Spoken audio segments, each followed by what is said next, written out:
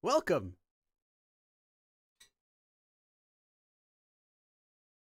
First person to comment today was B. Welcome. Cosma and Keith. I see you two first. See who else is here. Do I recognize anyone? Why does everyone's name have an at symbol after it here? Maybe that's a YouTube change. I don't know. Welcome. To those of you who I don't know, who have never seen me before, welcome. We'll get started with the class in about, let's see, what's that? 20 minutes? Yeah. So we'll start the actual class at the top of the hour. So right now is a good time if you have any questions related to Korean or Korea or anything that's going on. Feel free to ask that now. And then once we start the class, we'll only take questions that are related to the lesson. And then when the lesson's over, we can do a few questions after. So if you have any questions, now is a good time for that. Let's get down with the pinkness. Oh yes, I figured let's try a different color today for the background. Why not? I see a lot of names I don't recognize.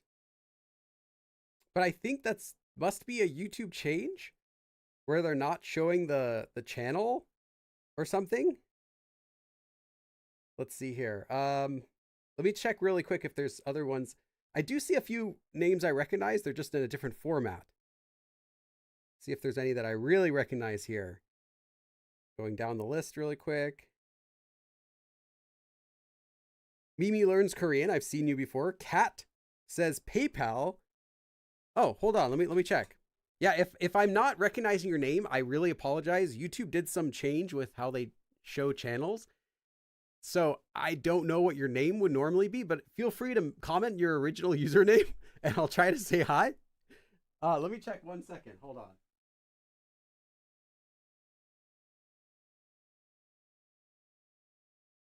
Kat. Hey. Thank you, Kat. That was nice. Kat sent a donation. Thank you, Kat. Kat is our first sponsor for today. Today's live stream is sponsored by Kat. Use code BILLYGO for 10% off your first purchase.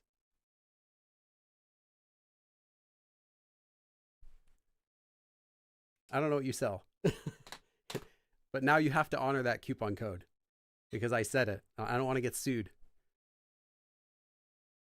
Okay, let's see here. Do you mean you can't see our avatar? I can see the avatars, but I don't recognize people by the avatar.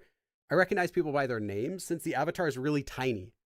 What I use to look at everyone's stream, the chat stream, the avatar images are tiny, so I don't look at those.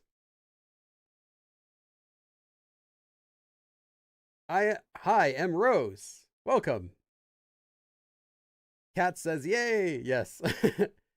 Tiger in Translation asks, how do you deal with really complicated grammar in terms of usage? Like Tony.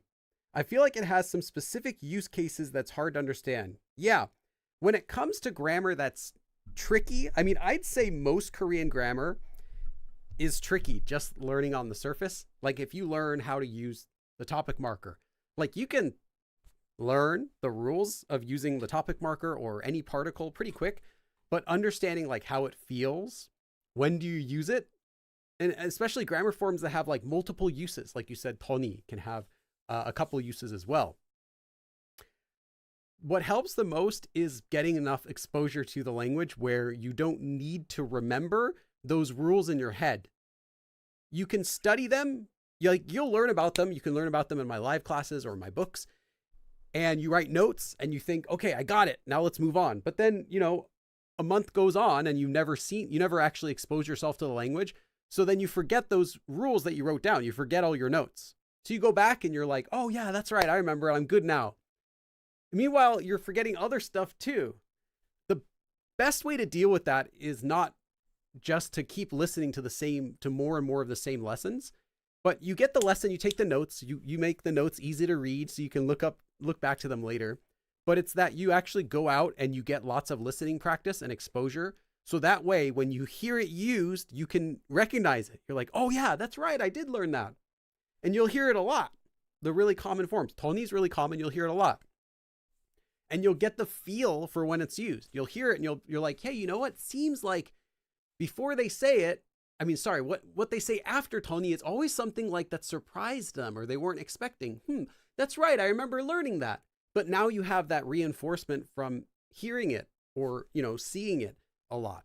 So you have to have plenty of shows or listening content, something like that you're listening to keep getting exposure to the language, not only doing lessons. So lessons are important. Listening and actual listening practice is more important. You still need both of them, but you need much more listening practice than you do lesson material. Is David in Korean David? It depends. I've seen a few. Depends which version of it. I always, for people who are looking to make their name in Korean, I always recommend the same thing. Go to naver.com, type your name in, find a celebrity with your same name that you like, and copy that spelling, because there will be different Davids depending on what country they're from. They'll have different ways to spell it. And same with every name. I'm still in the basement. Oh, it's Kai. Well, I can now recognize it after seeing your name. I missed a few weeks because you haven't signed the deal. I'm sorry, but Kai, I have some sad news, but I don't think I'm going to be signing a contract with Adobe. I'm actually currently in the process. This has just started last week. I'm currently in the process of trying to switch over to using DaVinci Resolve, which is not Premiere. So I don't know if Adobe's plan for me is going to work. I'll probably end up switching to there. I mean, I would use Premiere. It's just it's so expensive monthly. I'm thinking, why do I want to spend? Why can't I just buy it? If I can buy it, I probably would use it, but I have to get it monthly. So that's where things are, Kai. Hopefully, though, at least they're feeding you. You've got plenty of water. I mean, there's plenty of moisture, I'm sure, in the basement. You can always lick the walls if you get thirsty. But hopefully the basement is treating you treating you better. Natalie, welcome. Oh, hey, Natbug. MC. Okay, yeah, you might need to remind me again if I don't recognize it later, but I'll do my best to learn these new names. Oh yeah, Jeremy at the bookstore. Yeah, he enjoyed that video even more than I did. He's like, we can film another video? I get to buy more books? Yes. Like, he was really happy to film. He's actually really happy to film all the videos he's been in. I've never once, I wouldn't anyway, but I've never pressured him or encouraged him to be in a video with me. It's always been him, Daddy, when can we make the next video? When can we film a video together? It's always been that. But yeah, he really liked the video. I mean, who wouldn't? You tell your kid, you give him $100, you want to go to the bookstore and film a video and be on YouTube? Oh yeah. Like, who wouldn't be excited about? I would be excited if someone went up to me like, hey Billy, I'll give you $100. You want to go to a bookstore and I'll film you? I'd be like, yeah, let's do it. Osario says, and I'm a beginner. I don't really know the meaning of words. Okay, you don't have to use capital letters. I'll read your message regardless. Okay, hold on. Let me check for another question. They're pulling the phone from my hands. Keith says, I have a vague sense of familiar with the avatars. Yes, I don't, because like I said, I never looked at the avatars before. So this is the first time I'm even looking at the avatars since people mentioned that. Angel's asking about Kitty. Oh, Ayani. Okay. Yeah, I might do a separate lesson on it, but in the meantime, I would just say learn the words that have it. It's not that much. It's always going to be after a noun that represents a group of people. So like urikiri is going to be the most common one, like you have. I wouldn't worry about other uses. It's not like a grammar form that you're going to use in other situations.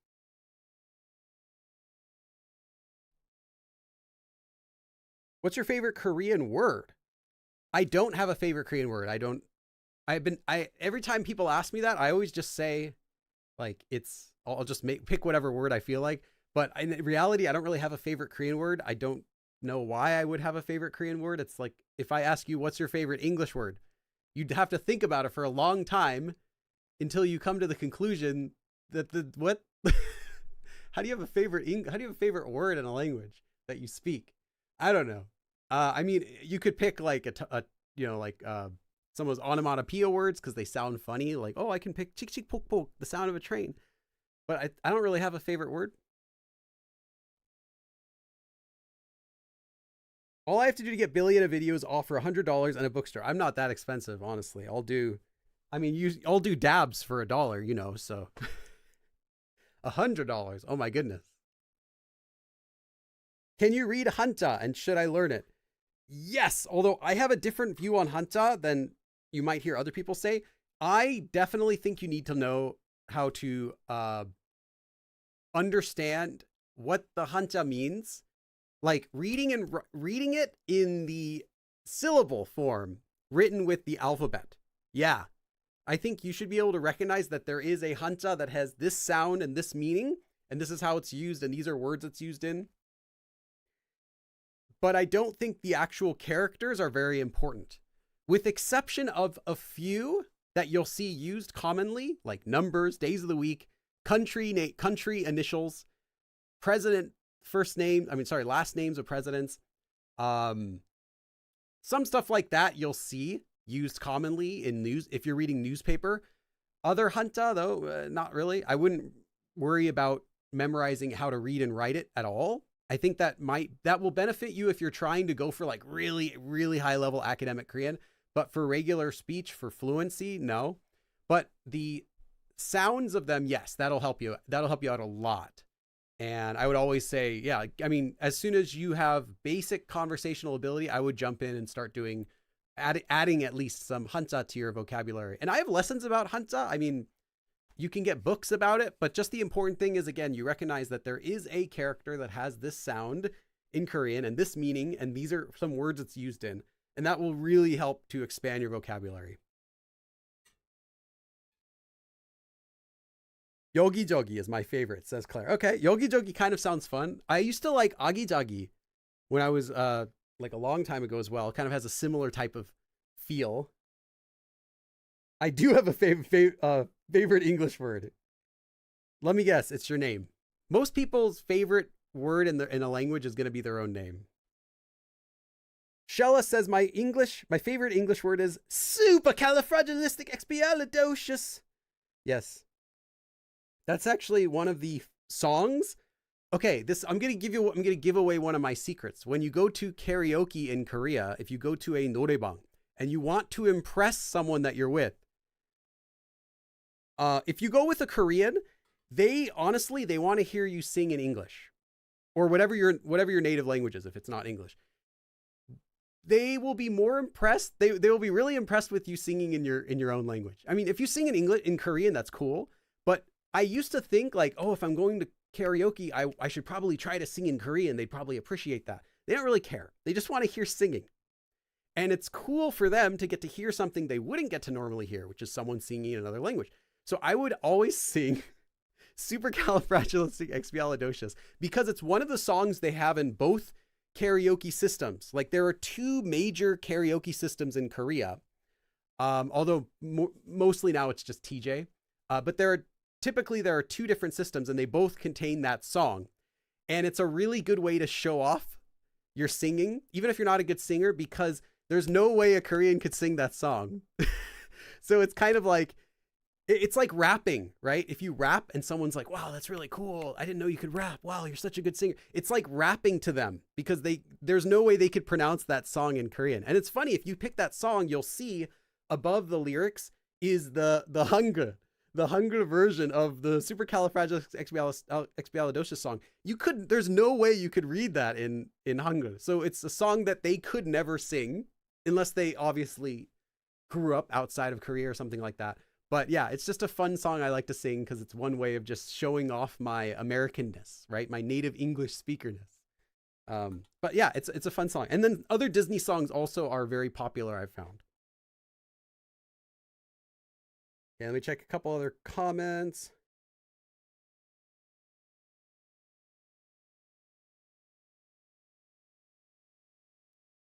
Kai says, you enjoyed Why Korean Can Sound Vague. Oh, yeah. Yeah, I liked filming that video. It was fun. How would you consider your Korean level? Academic? Academic is a type of Korean. It wouldn't be a level. Um, Fluent? I mean, fluency is kind of vague though, because you can be fluent in Korean with an intermediate level of vocabulary. It's not crazy. It's not that impossible. It's pretty common. Um, Not native. There's like, there's just a bunch of levels. They're all vague. I mean, so depending on the topic, I'll sound like near native, or oh yeah, he's good. It could be a variation of that depending on what topic. If it's like if I'm trying to give like a summary of some news article, like I don't read the news in Korean typically, I would be like, I would describe it using my regular vocabulary. So it depends. But good. I'm not going to teach you wrong stuff if that's what you're asking. My favorite Korean word is 빨리 빨리. Oh my god, I hate that word. But I get why you're saying that. My favorite English word is moment. Okay.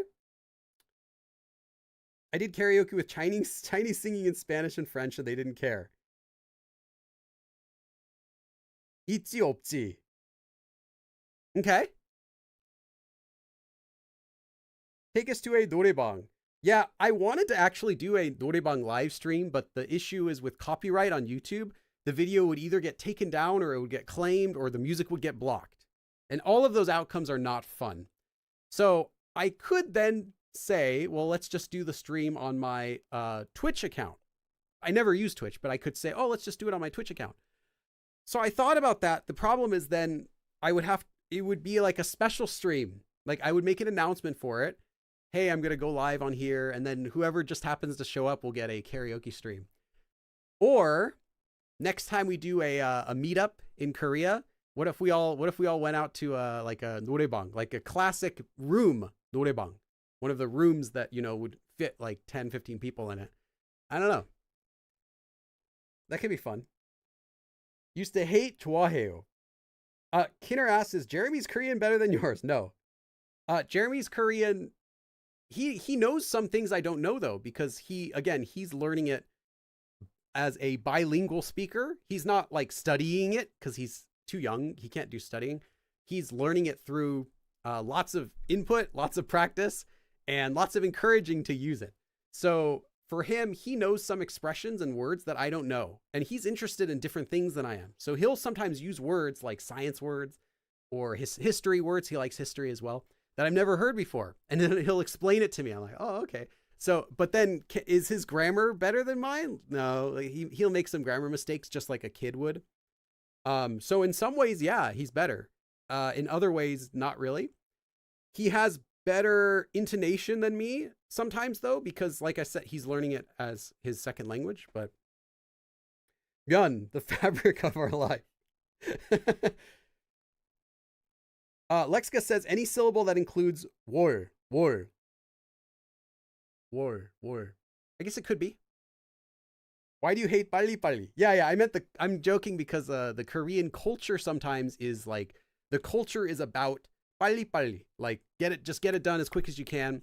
And I don't like that kind of culture where you're rushing to do something that you could have done in a more reasonable amount of time with less stress and do it better if you simply didn't procrastinate until the last second to get it done. So I don't like that kind of mindset, because that's not how I function. I'm not saying I never procrastinate. I like procrastinating a little bit too, but I wouldn't go so far as to like purposely procrastinate to make myself suffer. It'll be more like I have a week to do it. The first day I'm not going to do it, but then I'll start the second day. Like that's my kind of procrastination I can do. And if I'm going to do something really quickly, I know we're going to mess up. There are going to be mistakes. Like if you're running, you're going to trip. So I prefer doing things at a good pace. I don't like doing things really slow, but at a good pace to get it done correctly. I find like when I rush, I just tend to make more mistakes.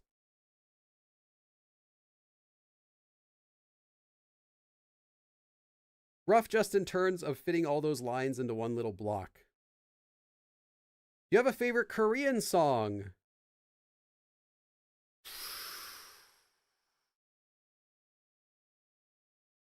Yes, I have a few. If I had to pick one Korean song that was my favorite. So when I wrote Korean Made Simple 1, 2, 3 and the workbooks, I had the music I would listen to while writing.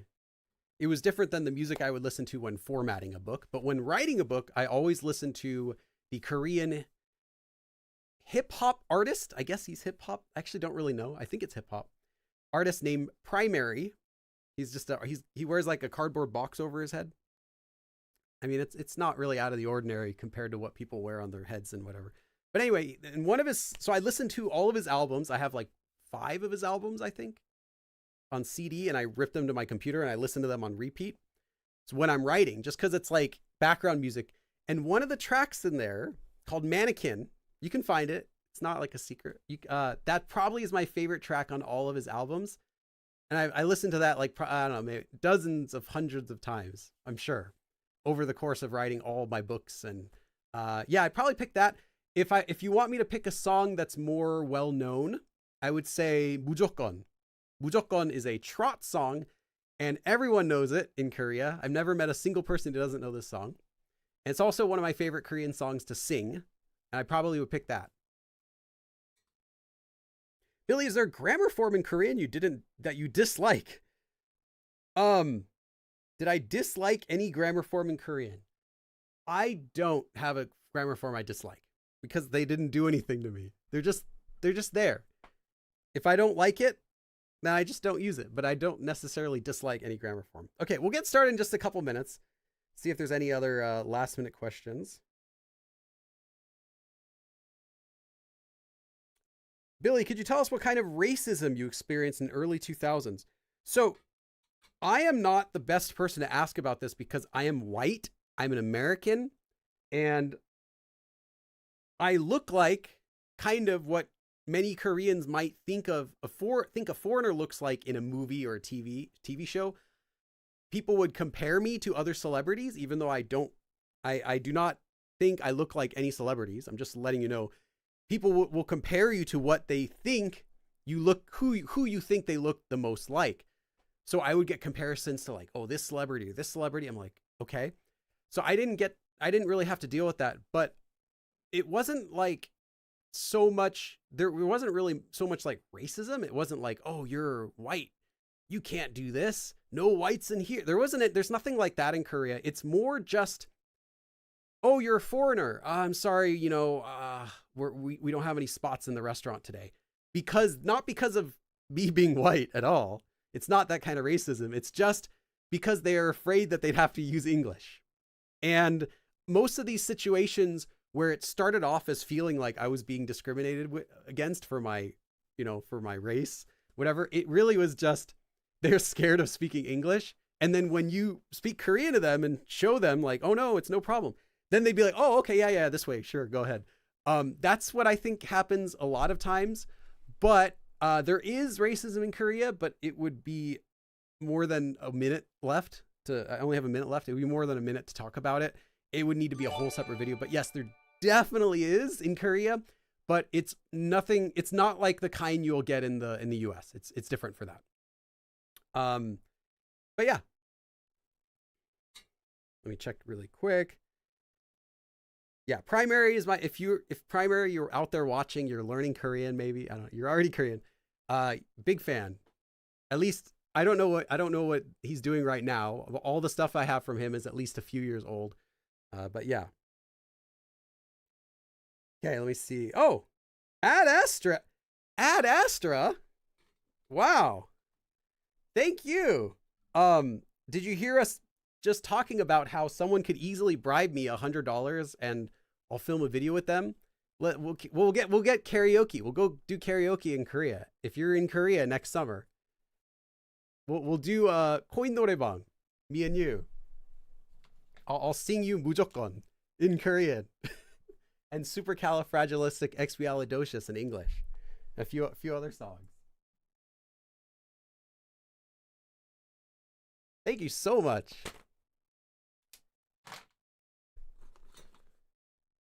Yes, that's a lot of turkey. Yes. I actually will have 2 Thanksgiving meals this year because my younger brother is doing his own at his house with his family and friends and everything like that, and I'm invited to that. But also, my mom is going to be doing her regular yearly Thanksgiving that she does every year with my grandmother, and so we're going to go to both. So Thanksgiving Day, we're going to my mom's house. We're going to have Thanksgiving with my grandmother and mom and everything like that. And then the next day after that, we're going to our younger brother's house. He's having it a day later. That way we can attend both of them. So yeah, I'm going to have Thanksgiving food 2 days in a row, which is actually the default, right? Who doesn't have leftovers the day after Thanksgiving anyway? But they're going to be heated up. So it's nice. And maybe I'll get some leftovers and, make a turkey sandwich the next day. Yeah, I need to get started with the lesson. If you open up Pledge to get a video on topic. Oh, Lexica. So, really quick.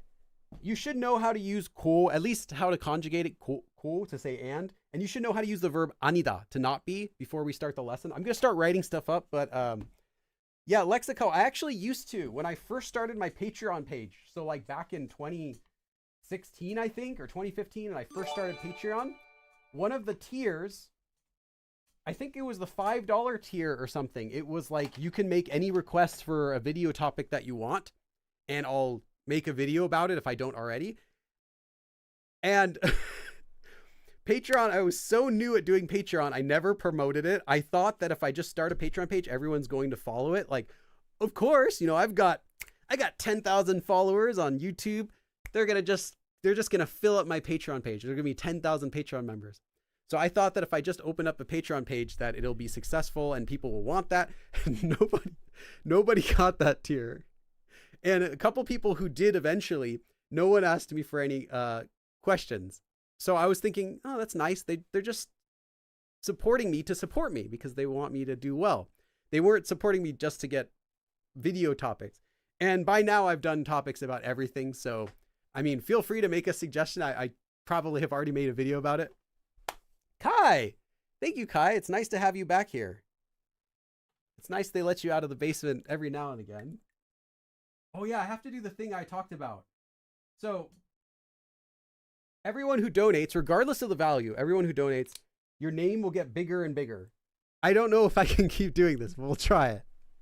So Kat was the first, and Ad Astra is a little bit bigger than Kat. Kai is a little bit bigger than that. We'll see if it can go. I don't know what's going to happen though.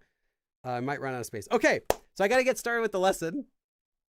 Sorry, I want to keep talking. We'll talk more after the lesson as well. And I have oh yeah, this week, the podcast comes out this week. I mean, you can already listen to the podcast, the audio only version on Patreon, but the video, the actual podcast, you're going to love it.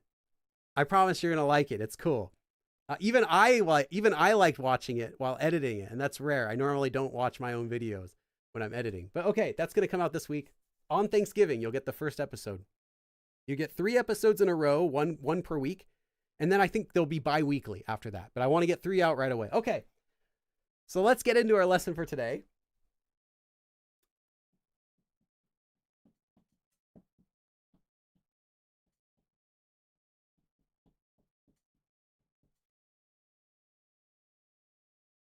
So we're going to be learning about 3 words today. Anigu, Malgo, and Anida. And all 3 of these can translate the same way. Not. Like not that. Not that. Not me. Not him. Not her. Not. For all 3 of these words, they can mean not. Not pizza can be pizza Anigu, pizza Malgo, pizza Anida. They all can mean the same thing in English, but they have different uses and different literal meanings. And we're going to be talking about that in today's lesson, starting with Anigu. I'll try to keep this as simple as I can. I'll try not to make it like too complicated today. We'll keep things simple because they're not really that big of a deal. Okay, let's see. Can I? Yeah, I'm going to give you a couple sentences first.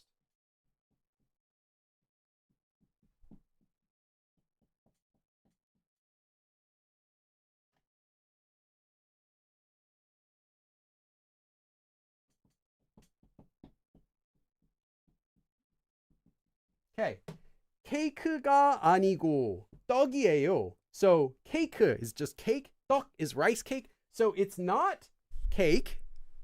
It's rice cake. 케이크가 아니고 떡이에요. This is just a quick example. I have one more quick example.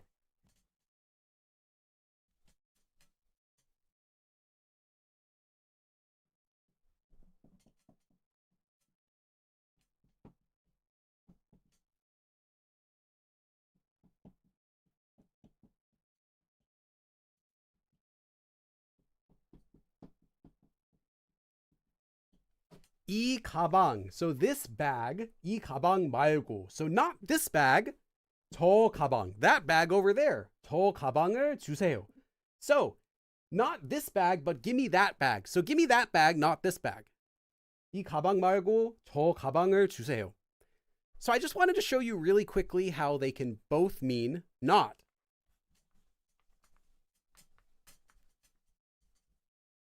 Okay, so let's talk about Anigu first. Anigu. This comes from the verb Anida, which is to not be.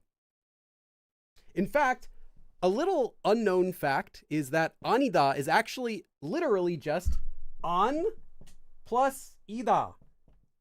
So ida is to be and an is not. So Anida literally is just an ida, but they spell it this way. So Anida, to not be. This verb is typically used, you might have learned this already, with the subject marker for what you're saying something is not. For example, if you were going to say, I am not a Korean,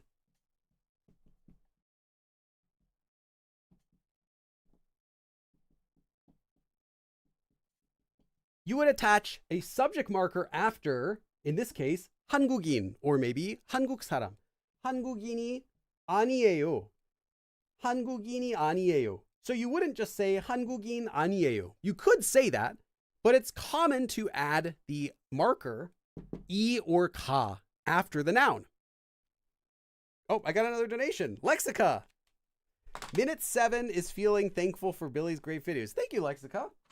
Now we can try to make your name a little bit bigger than Kai. Yes. Yes. I think we can do it a little bit. I don't know how they're already getting kind of big. Okay.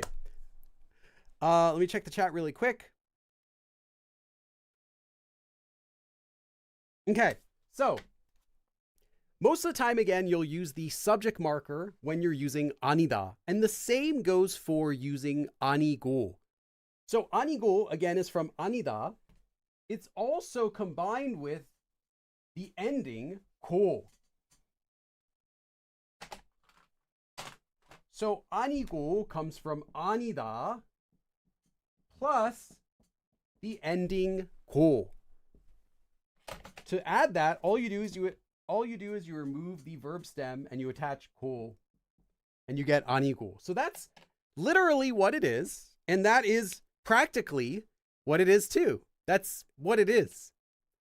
Anigu is actually, all it is just Anida with 고. So you're saying something is not something, 고. Now, what is 고? Well, 고 normally would be used to say and, or and then. Like, 한국 사람이 아니고, so I'm not a Korean, and is what you're literally saying. But 고 has another usage, you may have already learned, to simply imply that you're going to say something else, like you're not finished talking. And this might not be obvious, but if you've ever seen a sentence that ends with 고 or 고요, that's what you're doing. If you say something like 제가 미국 사람이고요, so I'm an American, and then you talk about something else afterward related to that, it's basically just saying, hey, I'm not done speaking yet, but I'm going to end the sentence right here. So it literally means like and, so like it is not and, but you don't really need to translate it as and. You can kind of just think it more, you can kind of just think of it as meaning more like it's not, And there's something else I'm going to tell you about that. So not necessarily and this, but like, and I'm not done talking. And I'm going to tell you one more thing. And like that. So that is Anigu. That's really all it is. So if you say,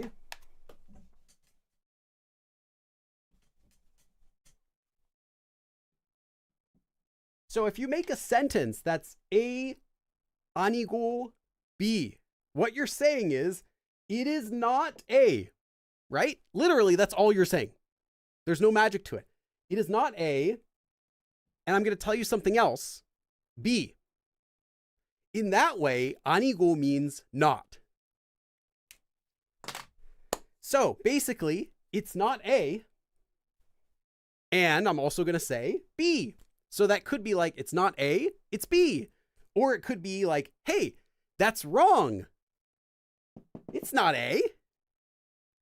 B is what you're saying, right? Because you're saying, no, it's not A, that's wrong. B, and then you can say whatever B is. So using Anigu is common. Let me say this again. It's common to use Anigu when you are correcting something or correcting someone. So it's commonly used when you're making a correction, right? Because you're saying it is not A, and then whatever you say after that. And that's it. There is nothing else that I could possibly explain to you about Anigu. I even told you the origin of Anida. That's literally it. There's no magic to it. The reason why this is commonly confused, though, is because again, when it translates to not. Keeping them separate in your mind is the tricky part, but the actual meaning is that's it. So I'm going to give you some example sentences. So here's the first example sentence.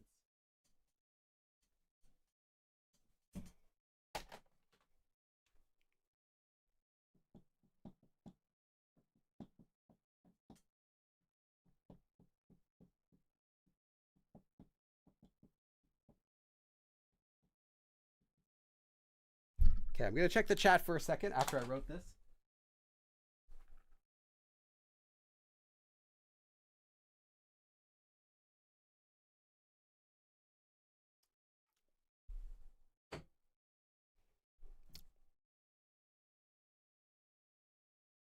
What about the lesson? Tumor. It's not the tumor. Ah.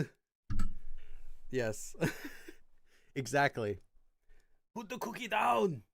I know different movies, but first one I think was Kindergarten Cop, right? It is not a tumor. Anyway, 철수가 아니고. So think of it like this. 철수가 아니에요. It's not 철수. Cool. And there's something else I'm going to tell you. 영이에요. So it's not 철수. It's 영이. If this seems like too easy, that means you've understood it correctly. It is. That's it. I feel like if you learn this, you're going to feel like, oh, that's just like a word. Why is Billy teaching it? Because again, these get confused all the time. So that's it. You can just think of it like saying something is not and whatever else you want to say after. 철수가 아니고 영이에요. So it's not 철수. Again, it is not because you're using 아니다 to not be. 철수가 아니에요. Basically, 그리고 and 영이에요. It's 영이 is what you're saying. 철수가 아니고 영이에요. So it's not 철수, it's 영이. 영이 is the girl robot from Squid Game season 1, and 철수 is the boy robot from season 3. Yeah, I think season 2. Season 2 and 3 are the same season. I really don't know why they split them up. It would be so much better as one season. Anyway. Okay, next sentence.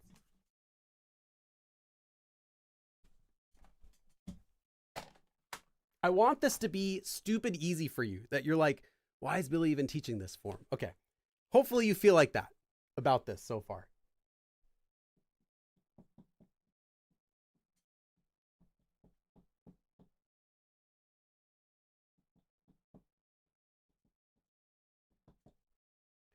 물이 아니고. So 물, water. 물이 아니에요. 물이 아니에요. It's not water. 물이 아니고 차, tea, 차예요. So it's not water, it's tea. 물이 아니고 차예요. It's not water, it's tea. 물이 아니에요. It's not water. 물이 아니에요. Basically is what you're saying. And then 고 just means, this just means that there's something else you're going to say. So and 차예요. It's tea. 물이 아니고 차예요. It's not water, it's tea.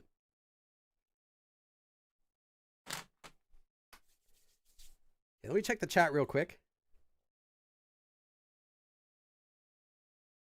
까만색이 아니고 빨간색이에요. Perfect.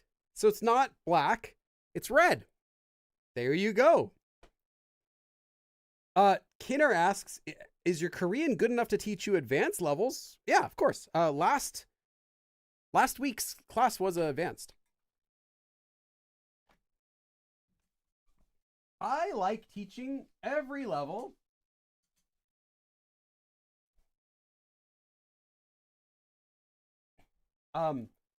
There obviously are fewer people who come to the advanced and the intermediate levels than who come to the beginner levels lessons, but that's natural. There are always going to be more people who are starting to learn, and then the ones that keep at it and do lots of practicing and lots of listening.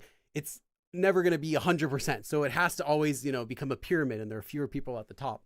But yeah, I teach all the way up to, I've done high advanced. I've done some lessons that are so complicated that I never use the forms. I tell you that when I teach them, I'm like, oh, this is something I don't use this one. But yeah, sure. Anything you want to learn. I will say though, if there's a topic you want to learn, I probably have already made a lesson about it, but who knows? You might find something new.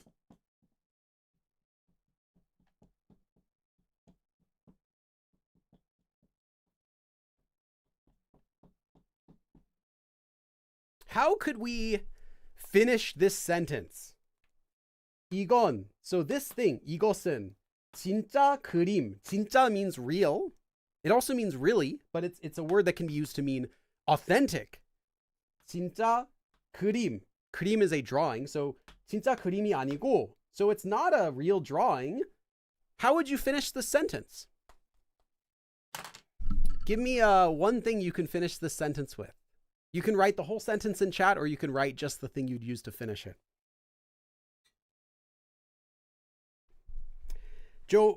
Joaonevi, I can't read your name. I'll just say Jay asks, could you just say 물이 아니고요? Yes, it's not water. Because again, literally, I'm guessing you asked that because you thought it's correct and you're just confirming with me. Yes, that means you understand the form, because it really is just the same as saying 물이 아니에요. Cool. Like I might not be done with asking my question. Cool. Like that sort of meaning. Which can make your question or a sentence sound a little bit softer, because it's not saying it is not, or isn't it not, like that, but you're saying it's not, yeah, and, or is it, and like it kind of gives that feeling that your sentence isn't done and can make it a little bit softer.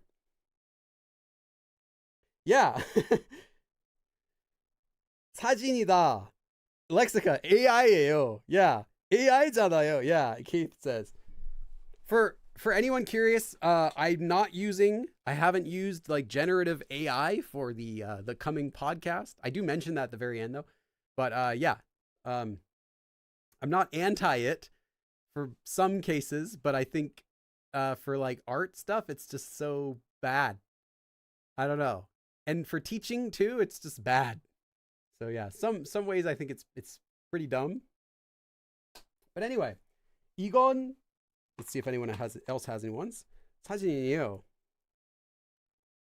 진짜 그림이 아니고 정말 아름다운 선생님. What? This isn't a real drawing, but it's a really beautiful teacher. That's a very awkward sentence, but you are grammatically correct, and that's the best kind of correct. 사진이에요. Okay, we have a few people who are saying it's like a AI. It's a it's a picture. It's a beautiful teacher. I don't know how that makes sense, but yeah, again, your grammar's fine. What's the highest level you can teach, and would you be good for teaching pronunciation accents? Yeah, I don't think I have a limit on the level I teach, because if I said, oh, I can teach native level, like native Korean speakers aren't learning Korean, so I can teach as far as I need to for someone who's actually learning Korean. If you're above an advanced level, you wouldn't be studying Korean so much. At that point, you would just be using it. You would just be doing 100% Korean, like living using Korean, essentially.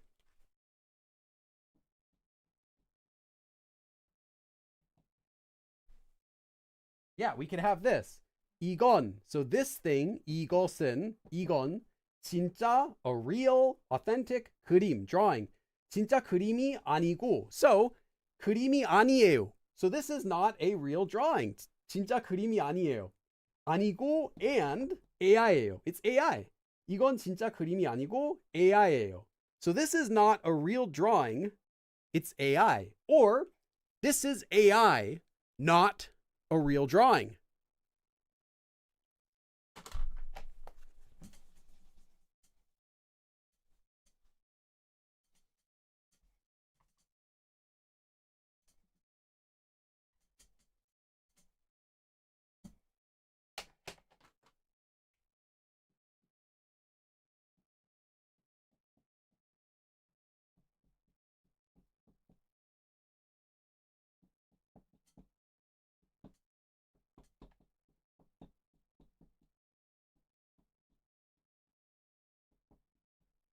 This expression you can memorize word for word and use it the next time you give a Korean friend a gift.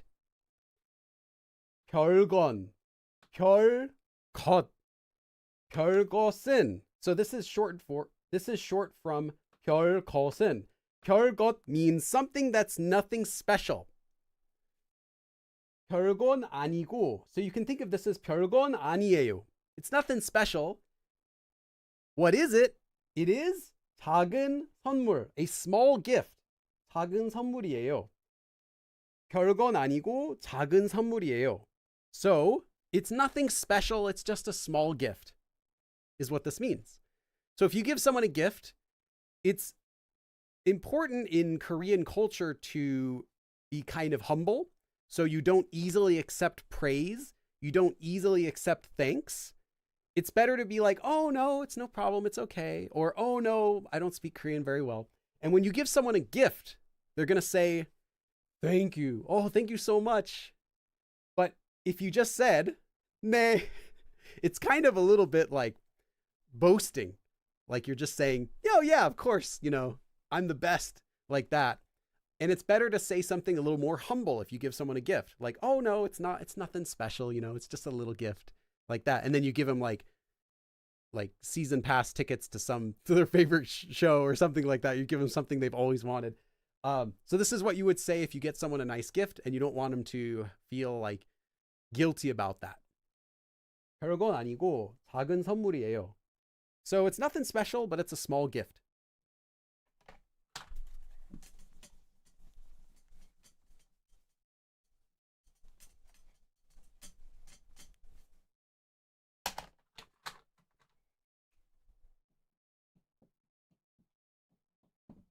So that is Anigu. But what about Malgo? Well, what is Malgo? That is from the verb 말다. Now, Anida is, again, an and ida, to not be. 말다 is a verb that means to not do something or to stop doing something. In fact, this 말다, you've seen it before. No matter your level, you probably have heard the expression 하지 마, 하지 마세요. That comes from 지 말다, this same verb, to stop doing something, or again, to not do something. So it's 말다, meaning don't do, plus 고. So don't do something and then continues the sentence. That's all it is. So you can think of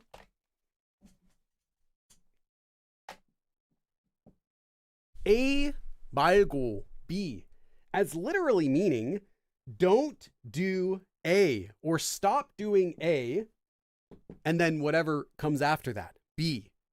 So don't do A, and B is what you are saying, literally. However, this is a bit of a vague way to understand it. So I'm going to give you a tip for this.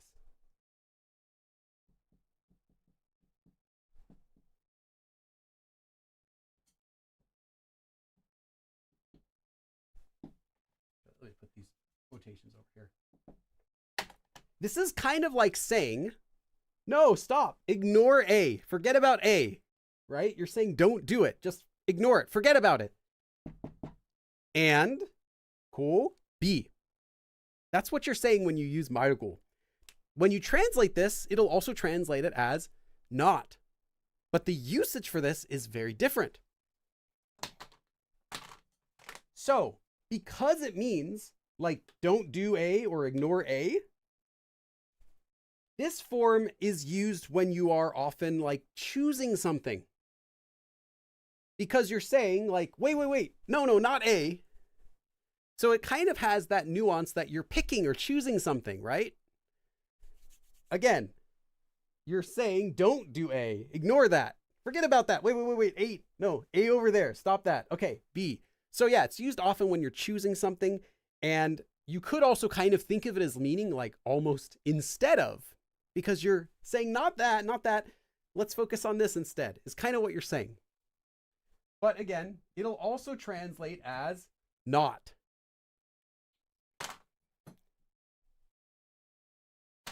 So let me do an example sentence.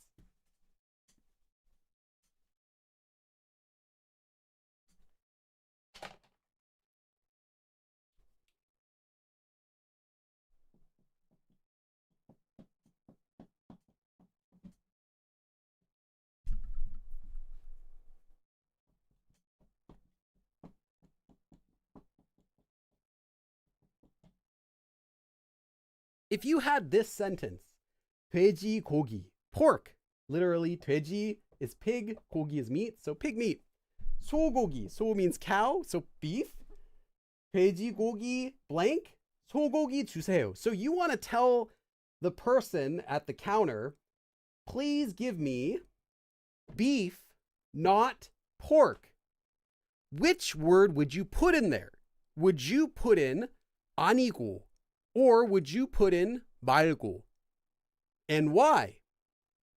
I'll give you just 30 seconds to think about it. I don't want to spend too much time on this. See the chat. Is there a word for AI in Korean? Yes, AI. Overall, though, Koreans are much more...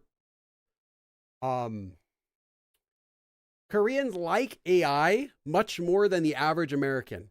You'll see it used more commonly in Korea in advertisements. I saw, even like last year, I saw advertisements in the movie theater that that were just created with AI video. And this was last year too. They look kind of weird, but they just put them in the ads. I've seen snacks that will have the image of the snack on the bag that they used an AI image. I've seen advertisements for companies and products that use AI. There was a advertisement for a sewing class in the apartment I was at. And the lady, it was like a picture of like someone sewing, and her hand is like going inside of the sewing machine. So I guess this must be really advanced techniques, but you'll see AI more in Korea. I feel like they're more positive about it. Even it doesn't work better over there or anything like that. They're just more like positive about using AI, I think. I don't know. I'm not so positive about it though. Okay. And if you say Anigu, don't worry. We're going to talk about why.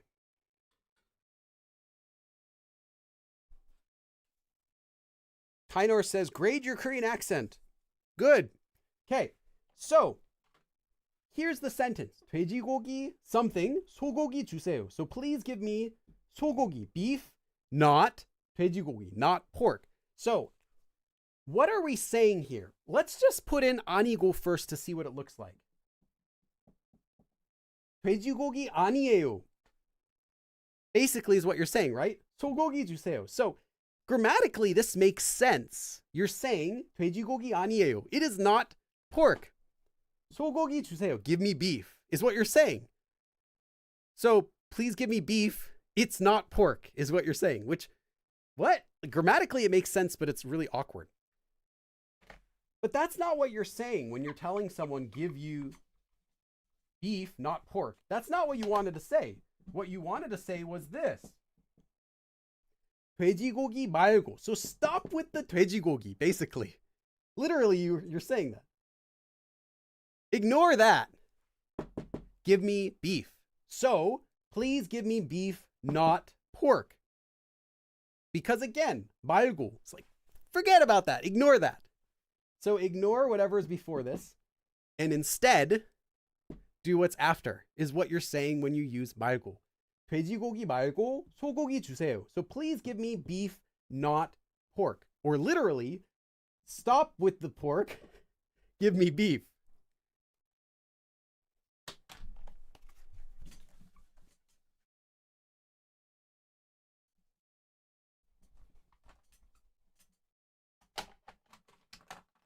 Okay.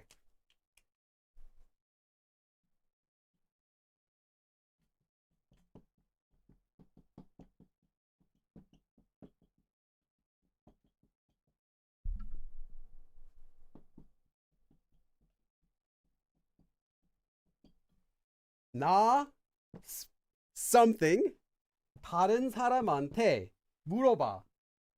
So we want to say not me. Ask 물어봐. Ask 다른 사람, a different person. So ask another person, not me. Let's try it with Anigu first and see what it looks like. 나 아니고. 나 아니에요. It's not me. 다른 사람한테 물어봐. That's saying it's not me. Ask a different person. Is what you're saying. 나 아니고 다른 사람한테 물어봐. It's not me. Ask another person. Is not what you wanted to say. You're trying to say ask another person, but not me. So what you should say here is 나 말고. Again, 말고 is like, stop with that. Ignore that. Don't think about that. Stop all this talk about me. 나 말고. Ignore me. 다른 사람한테 물어봐. So ask someone else. Wow, I wrote that really weird. Let me fix that. 나 말고 다른 사람한테 물어봐. So ask someone else, not me, is what you're saying. 나 말고 다른 사람한테 물어봐. Yeah, leave this up for just a minute.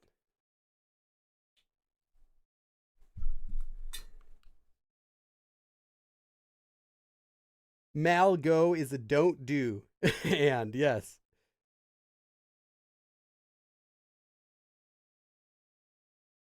Yes. Okay.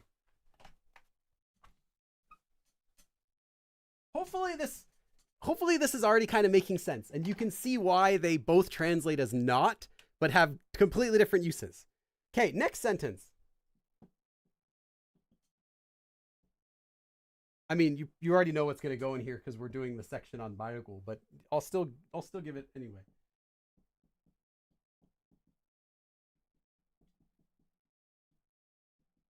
Okay. 빵 is bread. 밥이 먹고 싶어요. 밥 is rice or a meal. 먹고 싶어요. So I want to eat rice or I want to eat a regular Korean meal, not bread, is what you're saying. If we were to add Anigu here, it's saying 빵 아니고. It's not bread. I want to eat rice. You're not saying that though. You're not saying something isn't bread. You're saying I want to eat rice, not bread. Don't think about bread. Get bread out of here. Stop with the bread is what you're expressing. So you wouldn't say Anigu. Right? My eraser just flew across the whole room. Let me go get that. Okay. 빵 말고. So, stop with the bread. Forget about the bread. 빵 말고 밥이 먹고 싶어요. 밥이 먹고 싶어요. I want to eat 밥, rice, or a regular meal. Not bread. 빵 말고 밥이 먹고 싶어요. So I don't want to eat just bread. I want a meal. Funny thing about this, Koreans, I mean, it's not just Koreans, but In the US, we're accustomed to eating a certain amount of carbohydrates that come from bread in our meals, at least here in California. If you're from another state, maybe you're accustomed to eating a certain amount of protein, like that comes from like beef or pork. Maybe you like having, potatoes or steak or whatever your diet that you have. You kind of get used to that so much that if you don't eat the regular things you're used to, you won't feel full. Your stomach will be upset, like it didn't get what it really wanted. So it's common, I found, that Koreans, when they come to the US for their first time, a lot of the food is too salty, it's too greasy, and they don't want to eat like pizza for their meal. They'll have pizza for a snack, but then when it comes to actually like satisfying their hunger, they actually just want rice. And it's the other way around for people visiting Korea. If you stay in Korea for a long time, after a week or so, you might feel like, man, I could really go for like just some bread. And you'll eat just like, some bread, and you'll have some milk, and you'll feel nice and full because your stomach wanted that, just because you're not used to having rice. So it's common that Koreans will make comparisons between rice, pap, and bang for bread. They'll say like, oh, if you have bread, if they only eat bread, they won't feel full, or that they won't be able to digest their food very well if they're only eating bread. Even though they're both carbohydrates, they both have high calories, rice and bread. It's their stomach's used to a different type of carbohydrate.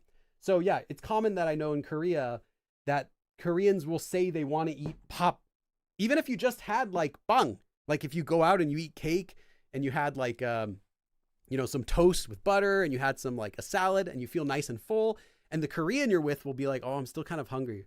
밥이 좀 먹고 싶은데? I want to have some rice. And you're like, what? And it's kind of like the last thing that you need to feel full, right? Like if you eat a meal and you want a dessert at the end and then you feel full, like that sort of thing. So I found that with a lot of Koreans, pap is that sort of, it serves that role.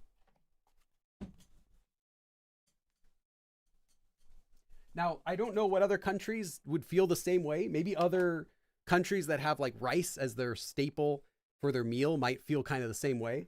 Like you don't feel, you feel like you're not full until you've actually had some rice.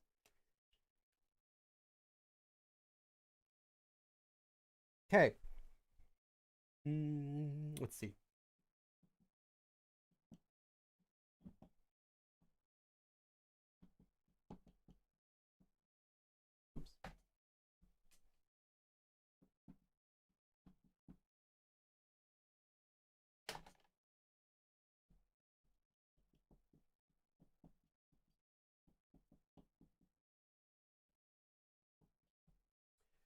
오늘은, so today, 비, rain, 비 말고 눈이 오면 좋겠어요.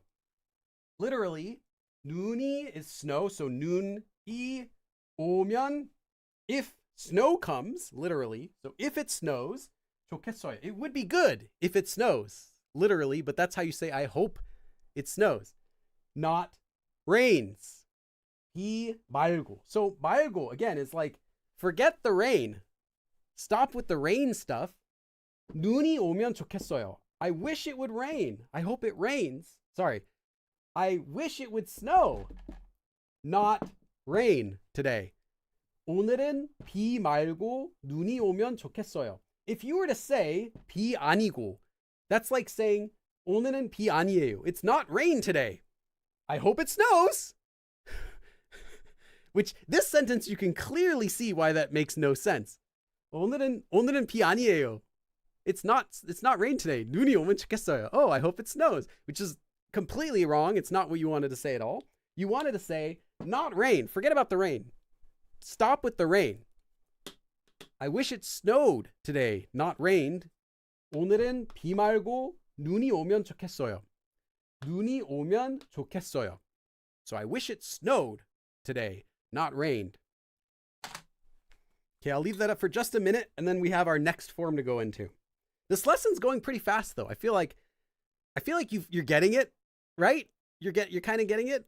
I hope. Please tell me you're getting it. Okay, let's see.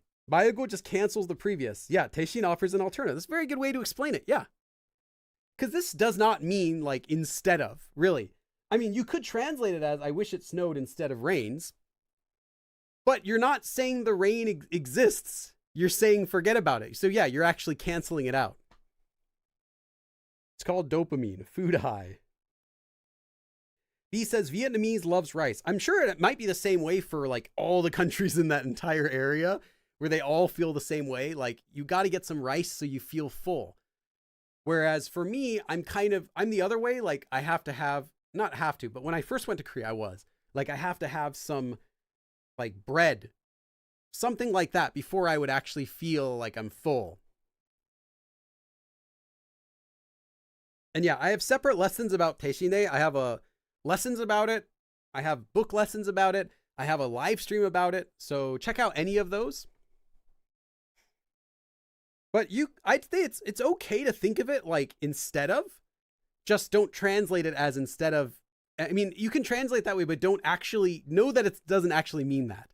And that's fine to translate it like that. Because you could say, I wish it snowed instead of rain today. Sure.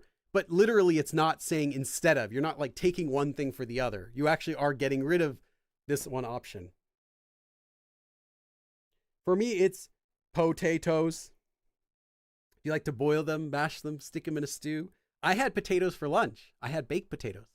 Actually, no, I didn't have baked potatoes. What I had was kumpir. Does anyone know the Turkish food kumpir? Ever since my wife found out about it, like a decade ago, every month, like every single month, we'll have kumpir for lunch. It's baked potato on steroids. It is, you make a baked potato, you add butter to it, you add cheese, just like you're doing a baked potato. You can have bacon, sour cream, chives, all that stuff's fine. But then you go crazy. Then you'll have a bunch of sauce toppings. So you can do like ketchup, mayonnaise. You can do pickles, jalapenos, banana peppers. We'll do a bunch of like corn and a bunch of peas. We'll cook like a ton of cabbage, shredded cabbage, and you fry it up and you put that on top. Put garlic bits. You put like seasoning. We'll add, what else do we add? Oh yeah, we also have some pickled cabbage. So you add like all this stuff on top of a baked potato. Parmesan cheese. What else do we do? Oh yeah, I forgot. A kielbasa sausage. Like those giant sausages. Fry one of those up, chop it into a bunch of little circles, sprinkle that on top. So you're left with this gigantic baked potato. The toppings are more than the potato size. So you'll have like maybe one potato under there or maybe two small potatoes. And it's like covered with all these toppings. And that's a kumpir. I'm probably not saying it correctly, but anyone from Turkey knows what I'm talking about.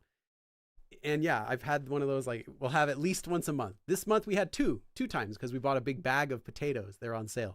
So the second time we had them today. Yes, kumpir. Mashed potatoes. I'm from the country of potatoes. Are you from Idaho? I don't feel full without sausage in the morning. Turkish word sounds like a Croatian word for potato. I don't know. Are they related? Kielbasa with sauerkraut. Yeah. Kielbasa is great. I think that's the best one for a kumpir is the kielbasa because it can be a little salty, a little bit strong if you were just to eat the whole thing like on a bun, like as a hot dog, I think. But as like a side, like a topping, it's perfect. It's the best. Okay. Anyone who doesn't know what I just talked about, please do yourself a favor and Google kumpir. If it doesn't matter how you spell it, I'm sure it'll fix it. It's great. It's the best. It's better than a baked potato. If you like baked potatoes, you will love kumpir. It's just baked potato taken to the extreme. Oh yeah, and I also didn't mention, you also put bacon on it too. So you have all these different things. Anyway, spam. If you like spam, you can add spam to that.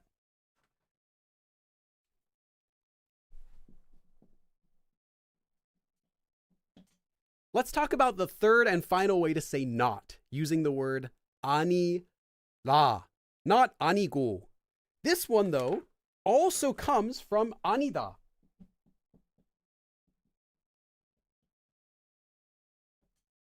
But then it has this ending, da. What is that? Well, the grammar form by itself is not important to know, but it adds more contrast to what you're saying. It's a stronger form for connecting. But grammatically, it has the same meaning as Anigu. So you're saying the same thing. 아니에요. It's not that. Instead of saying 아니에요, you're saying it's not. It's not. It's just a more contrasting version of 아니고. But it's used in a different way because it gives more contrast.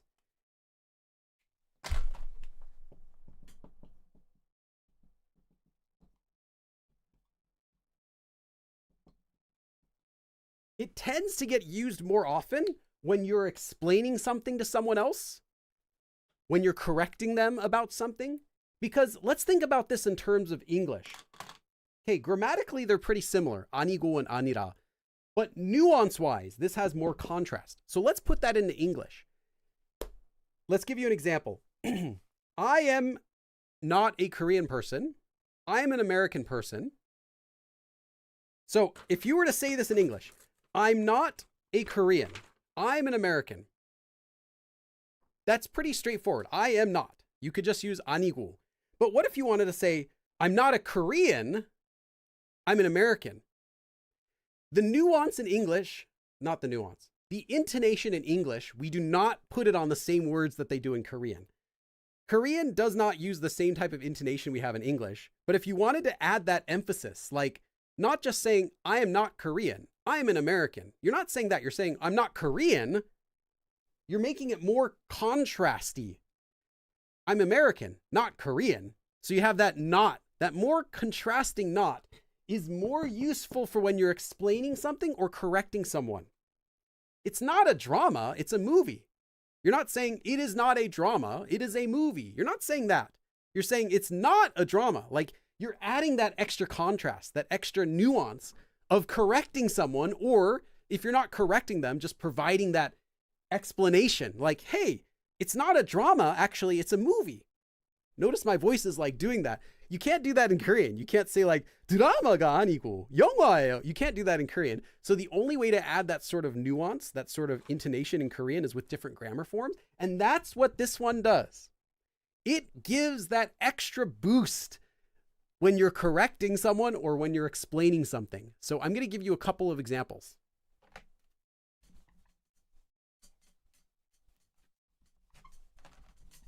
Personally, you're going to, actually not personally, it doesn't make any sense. You're going to use Anida maybe the most out of all these. Like when you're correcting someone. Again, it doesn't have the same use as Malgo. You're not saying like, forget about that, ignore that. But when you're saying something is not, but it is this, you're like, it's not that, not that. That's when you're going to want to use Anida.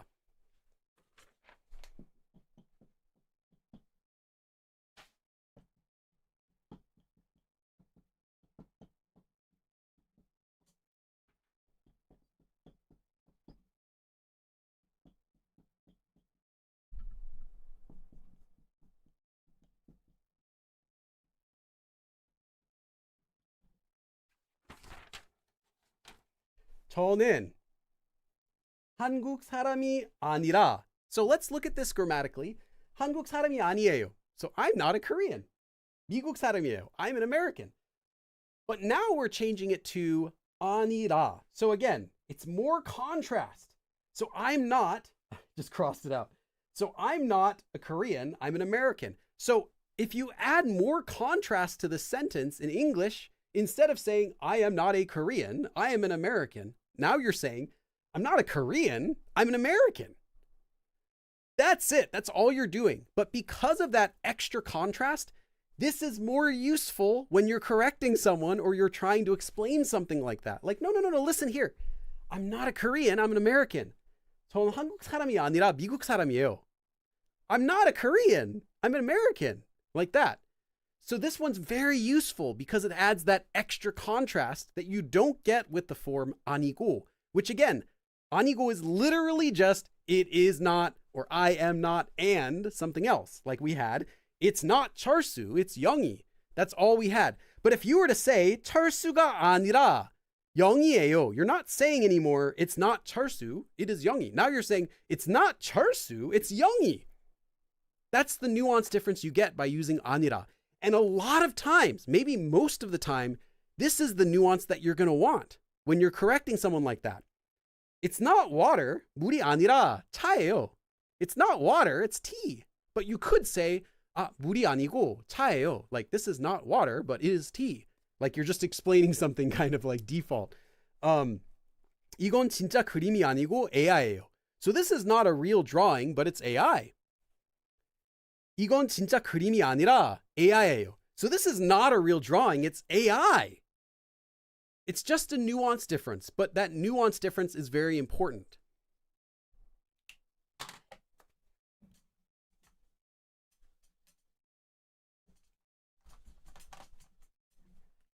Okay, one more sentence.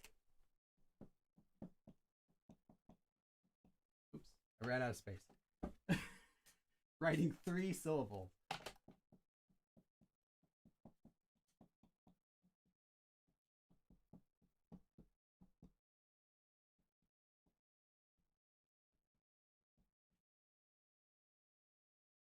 Okay. 드라마가 아니라. So, 드라마가 아니에요. It's not a drama. It's not a TV show. It's not drama. 영화예요. It's a movie. 드라마가 아니고 영화예요. So, it's not a drama. It is a movie. It just sounds like you're just saying something. It doesn't sound like you're correcting them. You're just saying, oh, and by the way, it is not a drama. It is a movie. If you used 아니고. But now we have this. 드라마가 아니라 영화예요. It's not a drama, it's a movie. I hope that you can hear this nuance difference in English, because we do practically everything that you think in Korean that is vague or doesn't have a translation will have like a nuance difference in English too, even though we do it a different way. It's not a drama, it's a movie. So now it sounds like you're correcting them, or at least you're explaining it. Like maybe you're introducing something, you're introducing your favorite movie, but it sounds like the name of a drama or something like that. So you're saying, 그리고 이건 드라마가 아니라 영화예요. So this is not a drama, by the way, it's a movie. It has that extra, it's a drama, it's a movie. It has that extra intonation, that extra contrast. So that's why 아니라 is really useful. 드라마가 아니라 영화예요. So it's not a drama, it's a movie. If you download the worksheet for this lesson, this is the outline. You can get the worksheet and the outline both on my Patreon page. If you're a member at any tier, even if you can only do like $1, that's fine. I'll take it. You can download every single one of my live stream outlines and worksheets. And the worksheet for today's live stream has an extra 10 sentences. Yeah, usually it's like somewhere around there. This one's an extra 10 sentences with forms from this lesson, all 3 forms. So you can practice with more longer sentences than we could go into today. But that is the lesson. So that's the whole lesson. Let me quickly take a thumbnail. It's always the same thumbnail. It's like me smiling and pointing at blank space on the whiteboard. Now I'm going to take some questions about anything. You can ask Korean or Korea questions or whatever questions. Before that, though, there is no live class next Sunday. Next Sunday has no class because we did one last Sunday and today. So next one is off. But this week has the preview of the premiere of 2 new series on my channel. First is Monster X. You're going to get 6 episodes of Monster X in a row, 1 per week, starting tomorrow with the member Shonu, of course, Shonu. And he will be the first, and then you'll get 5 more after that. And also this week is the preview. I just said preview again. This is also the premiere of my new podcast series, the video series. There's subtitles for the Korean parts. There's a transcript you can download if you're a Patreon member. And it will be a bi-weekly podcast about learning Korean. And there will be Korean listening practice in it. So it's not just talking about Korean, but it's also there's Korean lessons in it. There's a hidden Korean grammar lesson series in it, a listening practice series, a word of the day, a main topic. There's like a guest interview in Korean. You'll get to get a lot of different stuff in the podcast episode. So that'll be bi-weekly starting from this week. The first 3 episodes, though, will be weekly and then bi-weekly after that. Yeah, I'm really excited. Keith asks, is 아닌데? Yeah, that's literally just, it is not. 돼. And I'm going to say something else that kind of contrasts with that information. 제가 미국 사람 아닌데, like, I'm not an American, but, and then you can say, like, 미국 사람은 아닌데, 영어는 뭐, 좀 하는 편이에요. Like, I can speak some English.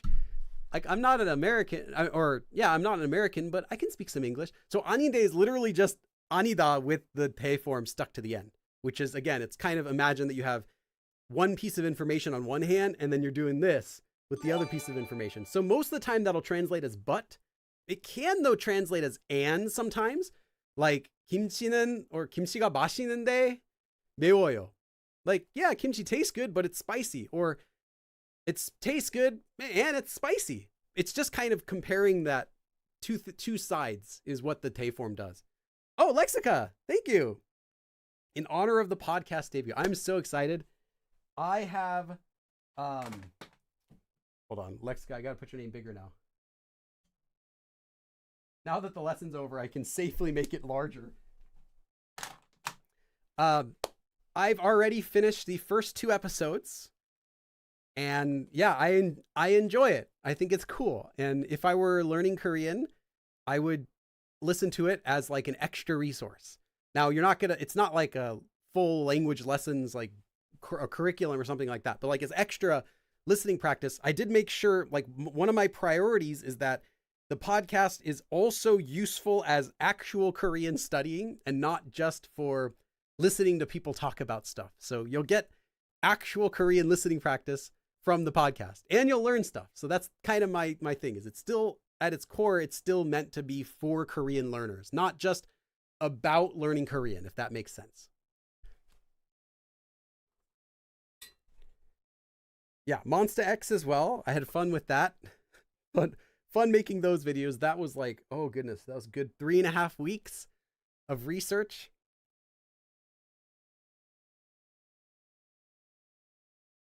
Oh, Claire.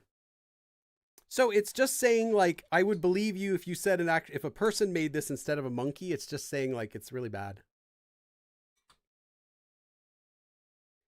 You're more of an introvert? I'm definitely introverted.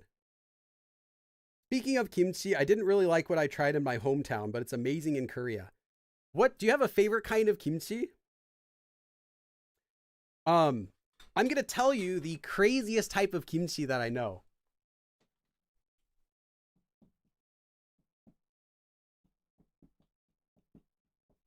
This is not a common type of kimchi, but it's a specific type of kimchi you can find in the city of Daejeon. If you go to Daejeon, please try shilbi kimchi. It is insanely spicy. It is the spiciest Korean food I've ever had, outside of, say, something like really spicy buldak or something. It is the spiciest Korean kimchi in existence, and it's much spicier than a lot of other Korean food. It's ridiculously spicy. It's like really red, and it's meant to be actually spicy food, like so spicy that Koreans will not eat it a lot. But you can get it in Daejeon. You might be able to find it in other places, but it's specifically like a Daejeon type of thing, like from that area. Yeah, try it. You won't regret it. You might regret, but you won't regret that you tried it, is what I mean. The background scenery. Yeah, I can do the background scenery. I just haven't in a while, because the reason why is since I put up the podcast set, which takes up about almost half of the room, it's just the podcast set now. It used to be this whole area was my desk, and this whole area was open. So I used to have 2/3 of the room open for setting up for a live stream. And now it's like, because I have the desk now moved over here and half of the room taken up by the set, I have 1/3. Actually, yeah, it's less than 1/3 of what I used to have for setting up everything. So I can still get it set up, but it's like barely enough room. So I can put the green screen. It's just like 귀찮아요. This is just 귀차니즘, which is like a playful way of saying not wanting to do something. And that's the only excuse I have. It's just too much work, because I spend an extra time now setting up for the live stream, more than I used to spend. And to do an image on top of that is just extra work. I'll still do it again. I still want to do another one of the Korean questions hotline that I did before. That also requires setting up the green screen. It's not that it's such a big deal. It's probably just an extra 5 minutes of setup. It's just 귀찮아요. 귀찮아서 그래요. Darth David says, where can we watch the podcast? Right here. It'll be posted on this channel. But if you want to listen to the podcast, the full audio lesson without any ads, no YouTube ads, nothing, is available right now with the transcript that you can download on my Patreon page. And many people already listen to that. But the video version will be posted this Thursday. So on Thanksgiving morning. So if you're at Thanksgiving and you're like, you don't want to talk with everyone about politics or whatever, just turn on the podcast.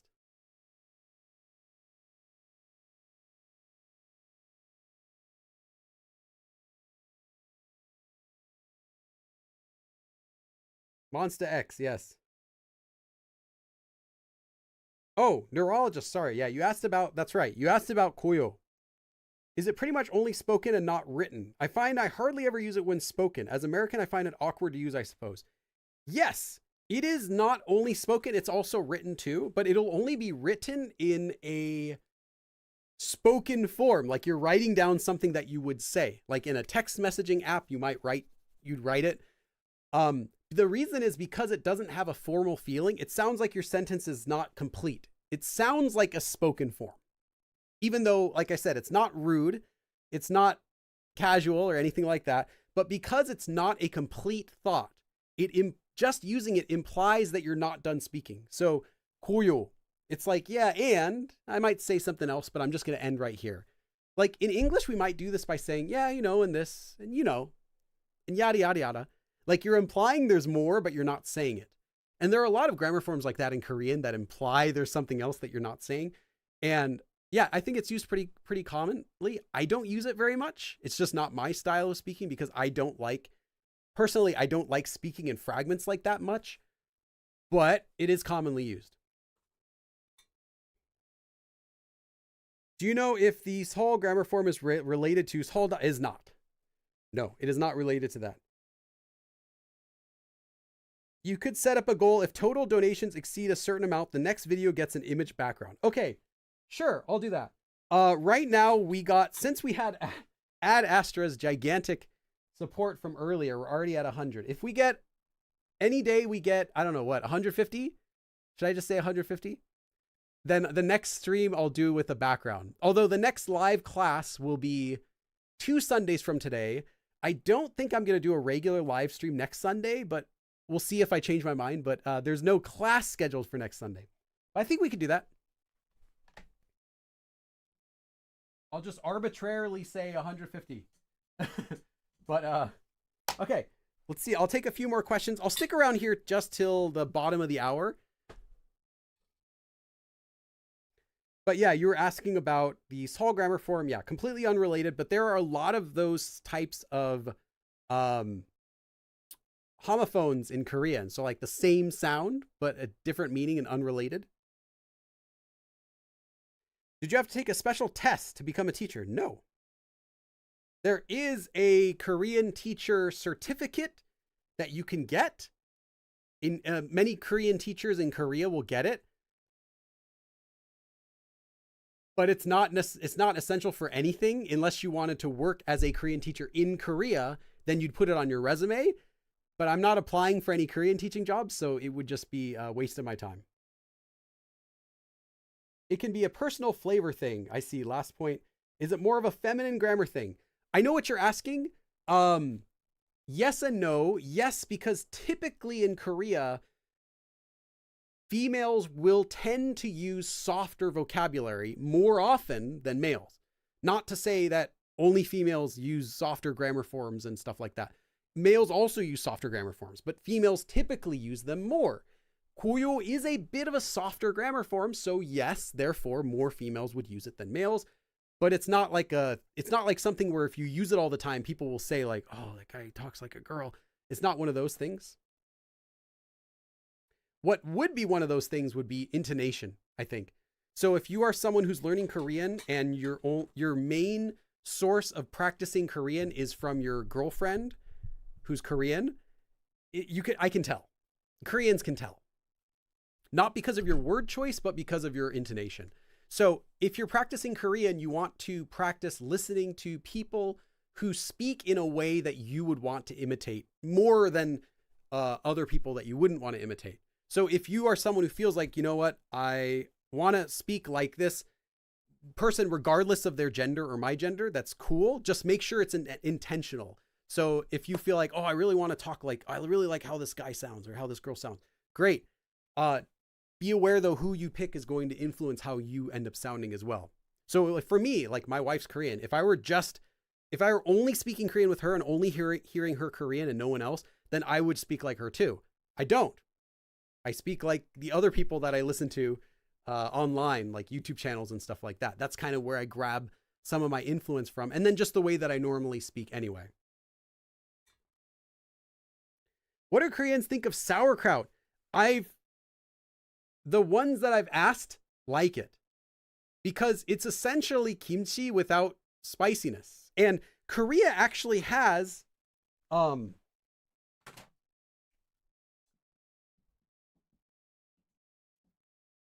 me check if there's a space in there. I can't remember if there's a space.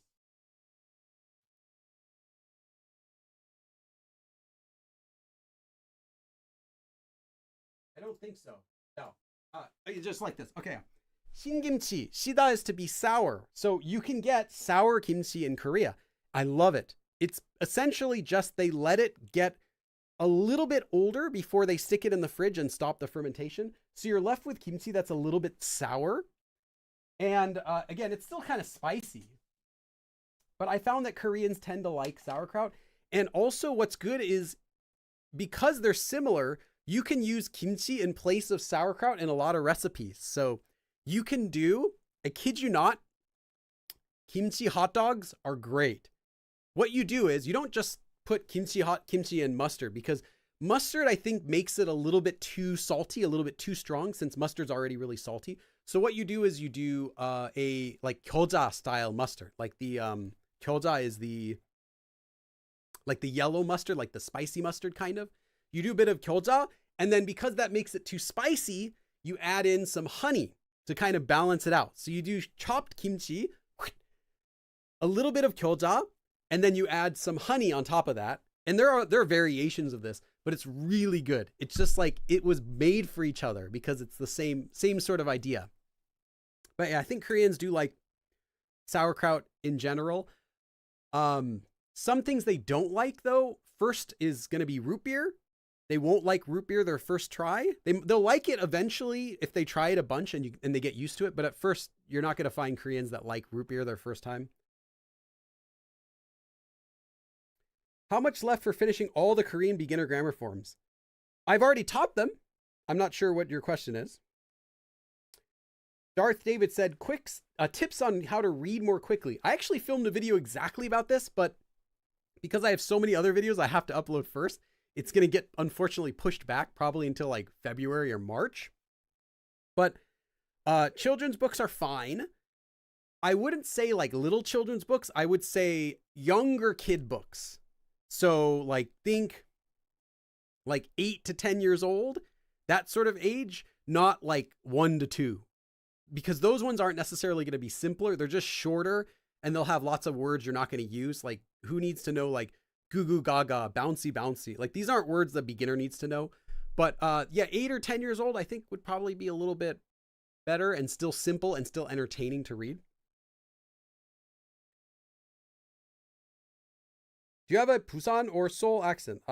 Neither. When are you going back to Korea? In the summer. So probably May. Root beer is like hanyak. It's like pasu, which is muscle rub in Korea. Like we would say icy hot, I think, right? So because, or toothpaste. Actually, I hear chiak. Chiak is what I hear a lot of people say too. So either chiak or pasu. And because they don't have that kind of thing in Korea, it's a shock when they drink it the first time because it has that kind of like the root taste from root beer. Now, once they've tried it a couple times, everyone likes it. I mean, do you know a single person who doesn't like root beer in the US? Unless there's someone who doesn't drink soda, then I'd understand. But no, root beer is like universally loved. But they have to get used to it. So their first time they try it, they're gonna be like, what's this? And then take another sip. Yeah, I remember like I had one of my. It's the same for Japan as well. Exact same thing. One of my Japanese friends was visiting, and I gave them root beer their first day, and they're like, "What is this? Oh, that's horrible." They took one sip and they threw the rest out. The next day, I kid you not, they're like, "Can I get some more root beer?" Then every day they're staying in our apartment, they're drinking a little bit of root beer. It's kind of funny. Is your zodiac sign perhaps Aquarius? What is that? Why am I Aquarius? Zodiac signs are about as useless as blood types for trying, or as MBTI for trying to find someone's personality. Although of those, MBTI is more useful, but same idea. It doesn't mean anything. Do you make your own kimchi? Yes. So I make my own. I used to make my own kimchi more often. Now my wife makes our kimchi because she's better at doing it. She's more consistent. Once I added a little bit too much ginger and it was like too gingery. Although a couple weeks after I made it, it was like amazing. But the first 2 weeks, it was just way too gingery. So my wife makes it now more often. I think a tip for kimchi though is give it a couple weeks. So first of all, you have to let it ferment enough. You have to give it plenty of time to ferment. And I found that's like average 3 to 5 days. If you do less than that, it's not going to be fermented at all. Then you're just making like mak kimchi basically.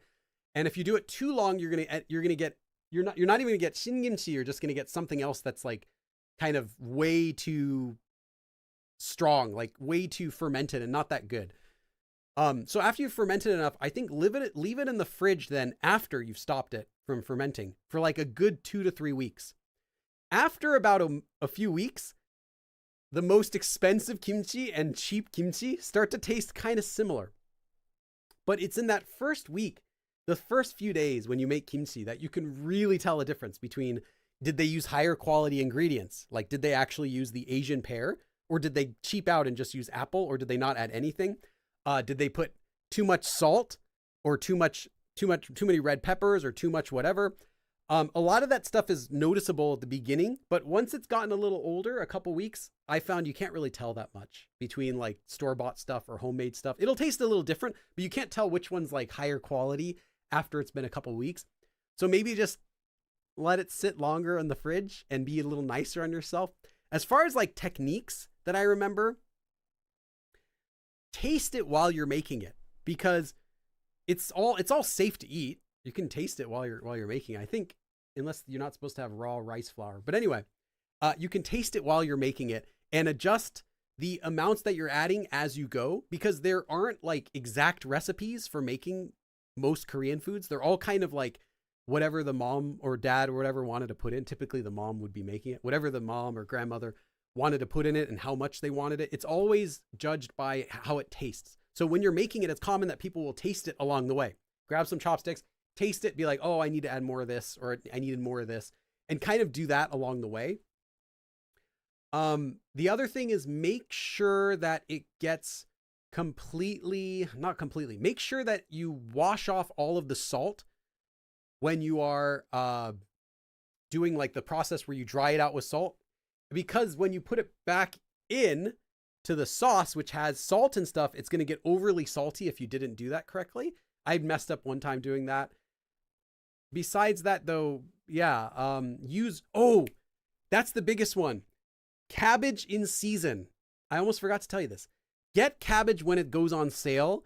When cabbage is really cheap, it's around the winter time, is when it's also the cheapest, and that'll make the best kimchi. It's when it's the heaviest. So to get a good cabbage, you want the heaviest one. It's not so much about the size, it's about the weight for the size, because that means it's dense and it's really packed with water and it's going to be really crunchy. So that's what you want. If you get like regular cabbage and it looks kind of like wilted, or it's like smaller, or it's not that heavy, that's not going to make as good of kimchi as far as texture goes. It's not going to make the nice texture that you get from the big ones. So we did this last year. We went down to K-Town and we bought a 10 kilogram box. Yeah. So like over 20 pounds of cabbage. And we made, well, my wife made kimchi using the entire thing. And it was fantastic. So yeah, get good cabbage. Okay, I don't want to miss comments. Let me scroll up real quick.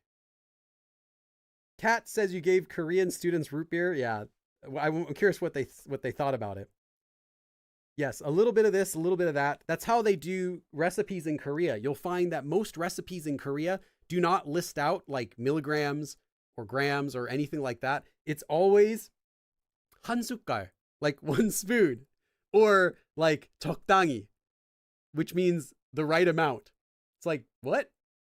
Or 조금, like, a little bit? Okay, how much is that? So it's, or 한줌, like a handful of. It's not exact. The reason is because the style of cooking, the recipes are not like scientific. Like they're not going to get ruined if you use double or half of what you're supposed to use. It's all based on what you want. So like even like how much gochugaru, how much of the red pepper flakes you're supposed to add. They'll say it'll be like 한줌 or like 세 숟가락 or something like that, like 2 spoons or whatever. And it's like it's a very vague amount. Like, am I supposed to, what size spoon? Do I overfill it or do I make it level? And it's all based on taste. Mansi has videos and books. That's right. Yeah, I haven't used her recipes, but I definitely know her. She has recipes. Omelets, tuna, kimchi miso soup. Oh, that sounds really good. Oh, you should try. Now we're getting on to the food tangent, like we always do.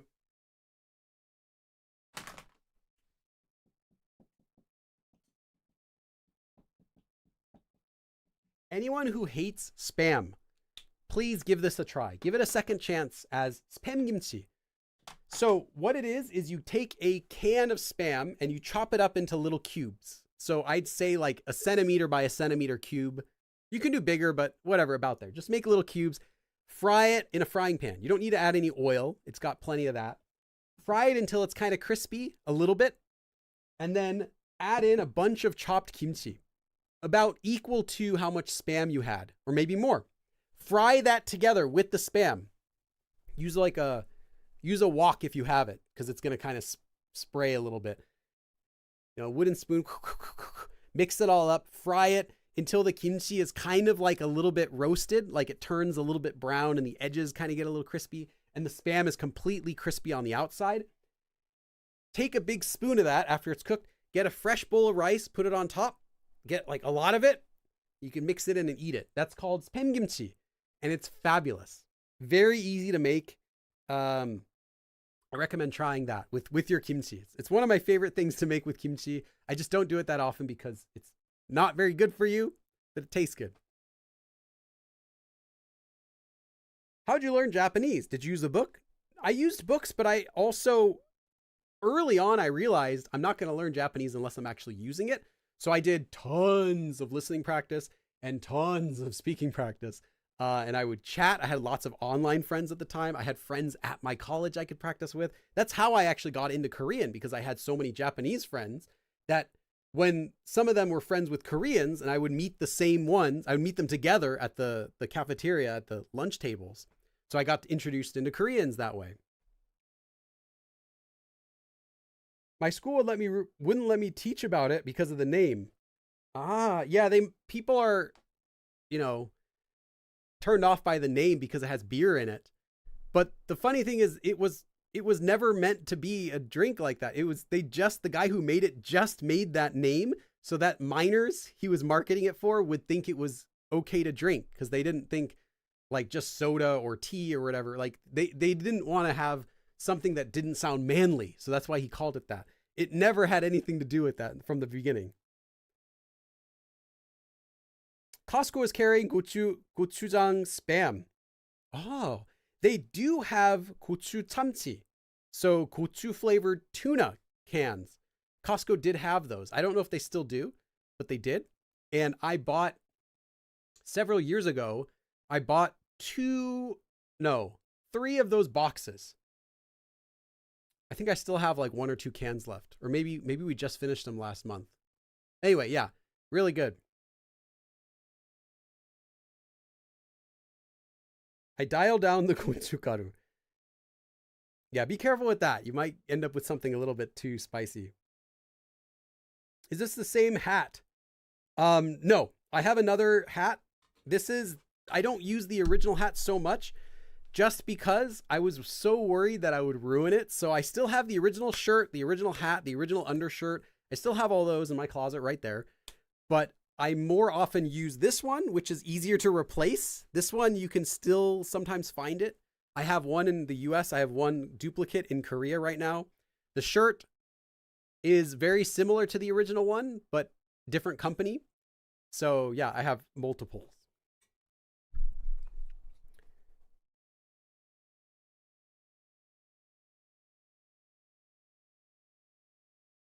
Okay, let's see here.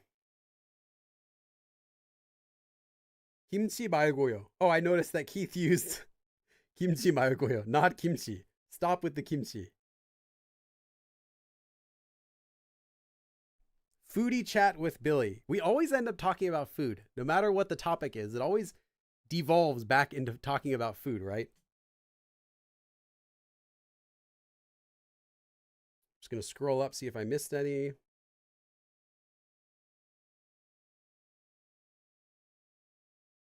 The first kimchi recipe I followed had the ginger and garlic quantities swapped. Yeah, but like I found is that even the one time I messed up and added too much ginger and it tasted very gingery for the first 2 weeks, after a few weeks, it tasted totally fine. It's just like a lot of the flavors, they break down and they blend together so much that it would take an extreme amount of salt or ginger or gochujang or anything to like ruin the entire batch just because it all spreads out evenly after a while. Even salt, like I just mentioned salt, even if you add too much salt by mistake. So I did that once also because I made it several times. One time after I did the salting and I washed it off, I forgot to wash off inside, like down inside between the leaves of the cabbage. So I was left with the bottom that was like super salty. And the first time after I made it and I put it in the jar and I'm trying it, I'm like, oh, it's way salty. And my wife thought it was way salty. After a couple weeks, it's not too salty anymore. Now it just tastes like nice and salty, basically. So yeah, kimchi is very forgiving, but you have to give it some time to let it forgive you. You have to first forgive yourself, and then the kimchi will forgive you in about 2 to 3 weeks. The nice thing also is that, say you make kimchi and you don't like it that much. You're like, it's okay, I kind of failed. Don't worry, you did not fail. Your kimchi is still happy. Let it sit in the fridge. Give it a year. Give it like 2 years. Give it a full year though.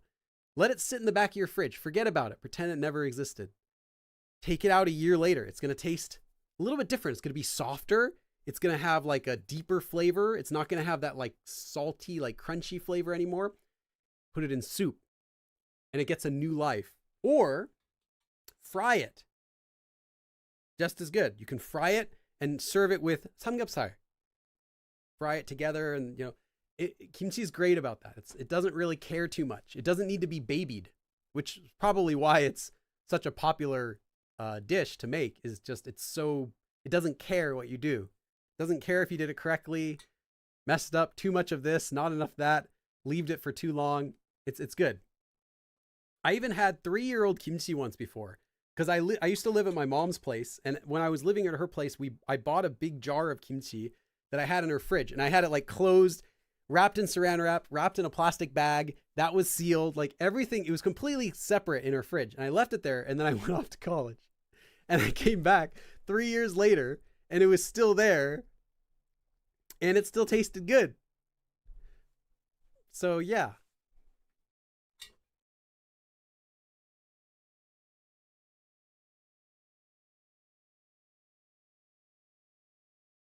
Sue Amazing says, Billy, have you played StarCraft? Oh, yeah. I used to have StarCraft when it first came out. My older brother had bought StarCraft, but he didn't play it very much. So I played it the second most, and my younger brother played it even a little more than me. Fired up. SEV, gotta go, sir. Yeah, I used to play StarCraft a lot. But I never got into StarCraft 2 I feel like it misses what made StarCraft 1 great. I just didn't really like it that much. But StarCraft 1 was really fun. Neurologist is saying, isn't it amazing? Seoul has this renaissance of amazing. Oh, yeah. All the bangji. Yes. Croissants and scones. Speaking of scones, my wife, again, we're talking about pastries.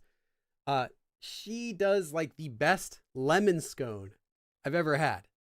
Like really good scone recipe, but then she'll put this like lemon kind of, I don't know what the word, it's like this frosting, kind of like powder. You sift powdered sugar, mix that in with lemon juice that she'll squeeze, and then use the lemon zest mixed in with that as well. And then you let it kind of harden a bit and you spread it on top of it. Oh, it's so good. I got to bug her to make those again. But yeah, you can find a lot of good croissants and scones in Korea. What you cannot find easily in Korea is savory bread. I found it's hard to find, not hard, but like much more difficult than regular bread to find anything that's like savory. So if you want, say, you just want a really good sourdough. No. You can buy sourdough bread, but it's going to be like kind of the processed sourdough bread. It's not as easy to find. Like if you want to go to a bakery and you want to get like a fresh loaf of something. And no, it's not that common. A lot of the bread is sweetened in some way, even when it normally wouldn't be. Like the biggest culprit would be garlic bread in Korea, which is, I kind of like it now, but it's a shock because garlic bread in Korea, typically it'll be like cut in pieces. It'll have butter in it and it'll have garlic in it. And that sounds wonderful. It'll have some like, parsley sprinkles and stuff, and then sugar. It's sweet. I'm not joking. And it's disgusting when I had it the first time. I said, now I'm a bit more used to it. I know to expect it, but a lot of the bread that you'd get it and you'd expect it to be like nice and smells like yeast. And you know what I'm talking about, like that bread smell. And instead you'll take a bite and it's like sweet. That's kind of one of the downsides to bread in Korea. Did you play Brood War? Of course. Yeah, we had the expansion. Sourdough bread. Yeah, there is sourdough, but it's like some stuff also is getting more popular now when it wasn't just a few years ago. So one other thing that is also available now that wasn't a few years ago are bagels. However, typically a bagel in Korea is not toasted. It's not served with lox. What you'll get is a slight, like someone sneezed sour cream cheese on it, like a thin layer of cream cheese, and that's it in an untoasted bagel. And the bagel itself will taste like one of those Sara Lee bagels that you buy at the supermarket, not like an actual fresh loaf that was like, proofed and boiled and with baking soda and then baked, like, not that kind of bagel, like a New York bagel or whatever, but more just like a store-bought kind of bagel. I mean, it's better than nothing, but I'd rather have nothing. Actually, don't buy them in Korea. They're not that good. Oh, play Danobong. Thank you.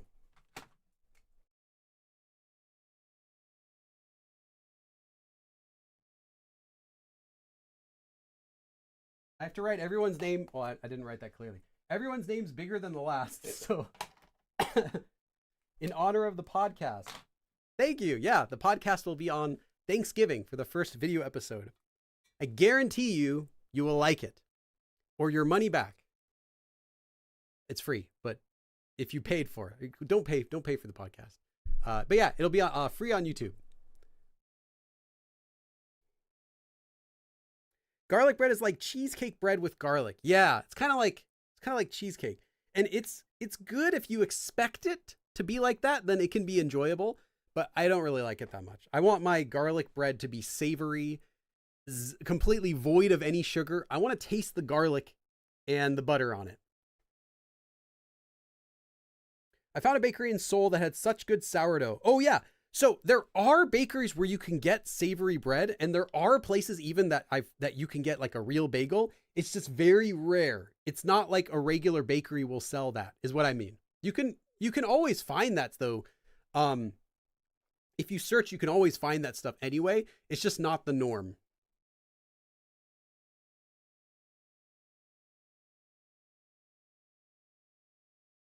What? 1,300-year-old preserved vegetables. It doesn't say what it tasted like. Well, probably because no one's dumb enough to eat it. Now, would 1,300-year-old preserved vegetables be edible still? I think it would have to be rock hard. I would imagine by that point, all of the moisture in it would be gone. The fibers would have completely broken down.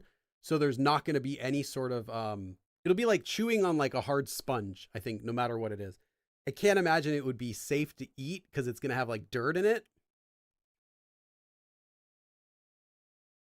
Na 혼자 산다. Oh, really? No! No! You always hate when that happens.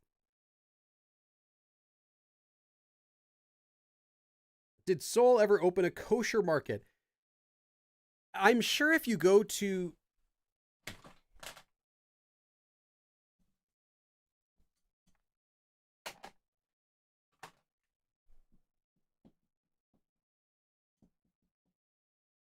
the place where you would normally be able to find foreign food or like anything you're looking for that you can't find in Korea would be the part of Seoul known as Itaewon. I'm sure you could find anything you want in Itaewon. You could find kosher food. There probably is a Jewish deli there. I bet you there's a Jewish deli somewhere. But you have to go all the way down there, and it's not going to be affordable. Although, who am I kidding? It's not affordable in the US either. I'm in LA, and good luck finding an affordable Jewish deli. But it's not going to be like what you get here. It's not going to be like necessarily like what you want. Like, for example, in LA, we've got, Cantor's. We have a few famous delis, Jewish restaurants. And you can get like a giant pastrami sandwich that's got like tons of pastrami in it. And you get it with like a pickle spear. Anyway, a slice of pickle, maybe get it with some borscht or something like that. But yeah, you're not going to be able to find it quite like that in Korea. Can't get a good Reuben either. That's one thing I've never seen is a Reuben sandwich in Korea. I did though one time see it on a menu in Korea, but it wasn't a Reuben. I think they just took the name and made something else. But I did remember seeing a Reuben on a menu once. Would gladly trade grocery stores because finding sweet milk bread in Europe is impossible. Sometimes you really want that. And yeah, that would be difficult if you want to have that and you can't find it.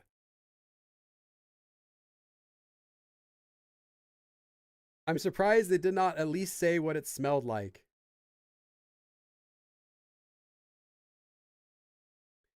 Yeah, I if your 1,300-year-old preserved vegetables were not covered in dirt, I would try it. I would experiment and I'd try it out. Because there's no way there's going to be any bacteria on it at that point. It's going to be sterile. It's going to be safe to eat. Would it taste good? I can guarantee no. But would it be edible? If it doesn't have dirt on it, I'd try it. I can only guess it would just be spongy. As for the smell, I can't imagine it would have any smell at all by that point.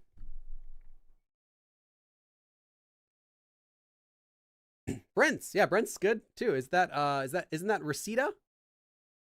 It's Reseda or Northridge. I think it's Reseda. I've been to Brent's a few times. I haven't been there in a long time though, but you're not going to find something like that in Korea. Polygon Gaming says, I studied for 3 months. I'm thinking about coming back in December. I'll study for another 5 months like I did last time and then practice a lot. That sounds good. Practicing sounds really good. I know your feelings about Mexican food in Korea. Do you think an authentic Mexican restaurant would do good or would it be too salty for the Korean palate? Not too salty, Mike, but too greasy. As you know, Mexican food is oily because they add lots of cheese. They'll fry their meat in oil. Like carnitas will be the pork that's already fried pork that then you slow cook and then you fry it again a second time, right? I've made carnitas before. It would be very oily. And also it would be spicy because Korean gochu, the peppers in Korea, are not that spicy compared to a lot of the peppers you get in Mexican food. Like serrano peppers are ridiculously spicy. Even jalapenos are spicier than some of the types of peppers you get in Korean cooking, the red ones anyway. So I think you would have an issue where it's too oily, it's too maybe a little too spicy for some people, and the other issue would be too expensive to make, because if you want like a quesadilla, it's like 90% cheese. And that's expensive in Korea. You wouldn't be able to sell a quesadilla for a few bucks. You'd have to make it like $10 or $15 to make a real nice like cheddar quesadilla and stuff. You also will have problems buying corn tortillas. I haven't really seen corn tortillas for sale that much. Sometimes I see flour tortillas, but you probably want to make those yourself, and then you got to get the ingredients. You have to get the machine to press those. I think it's just a bigger issue to do it. Price would be probably the biggest issue. Then second would be oily. So you'd have to cook it with less oil and make it a little bit less spicy. And then cilantro. So the Korean word for cilantro is gosu. Or what's the other word? There's another word for it in English. I can't think of it. Anyway, cilantro, Koreans more often have a gene that lets them taste a chemical in cilantro, which tastes kind of like soap, like hand soap. There is like cilantro normally has this bitter taste, but most people's DNA, at least Mexicans mostly, and a lot of Americans, we don't have the gene that lets us taste that extra chemical that Koreans can taste. So when they have cilantro, it tastes to them kind of like a little more bitter and like more soap kind of flavor. And so Koreans don't really like this very much. Now, some Koreans will get used to it and they can enjoy it, but I found most people don't really like it, even if they can eat it. It's the same for like Vietnamese pho, which has this as well. They also usually don't get it, and restaurants won't even carry it a lot of times. You'll have to ask for it if they have it. Let's see, what else would you have an issue with? You probably would have a hard time getting the small radishes, but I don't know. I just haven't seen them before. The small radishes. I don't know if they have those in Korea. If someone's in Korea, let me know if you've seen those little tiny pink radishes that they cut up. Yeah, I think it would just be an issue getting a lot of the ingredients. Salsa, good. Oh yeah, you'd have to make your own pico de gallo. You could not buy that. You can buy like the regular, like restaurant style chip salsa that you can buy like $3 a jar. They sell that in Korea and at Costco, but you wouldn't be able to get pico de gallo. You'd have to make that as well. I don't know. If someone does, if it's possible to price it well, I think Koreans would like it, but I think you would end up where most people that go to your restaurant would not be Koreans. They would be foreigners who are looking for authentic tacos. And eventually you'd have an issue with money, because do you have enough foreigners going to your restaurant that you can support this restaurant without catering to Korean tastes? Because Koreans would go there, they would say, oh, it was good, but it was, a little bit too, 좀 느끼해, a little bit greasy, or a little bit spicy, or a little bit, I don't like the cilantro or whatever. So you'd have an issue where mostly foreigners are going and bringing their Korean friends to try it out. Koreans saying it's good, but they wouldn't come back because it wasn't really their style. And you wouldn't be able to support yourself that way. And the only way to do that would be locating your restaurant in Itaewon. And there already are Mexican restaurants in Itaewon that do this, that they will go out of their way and make everything.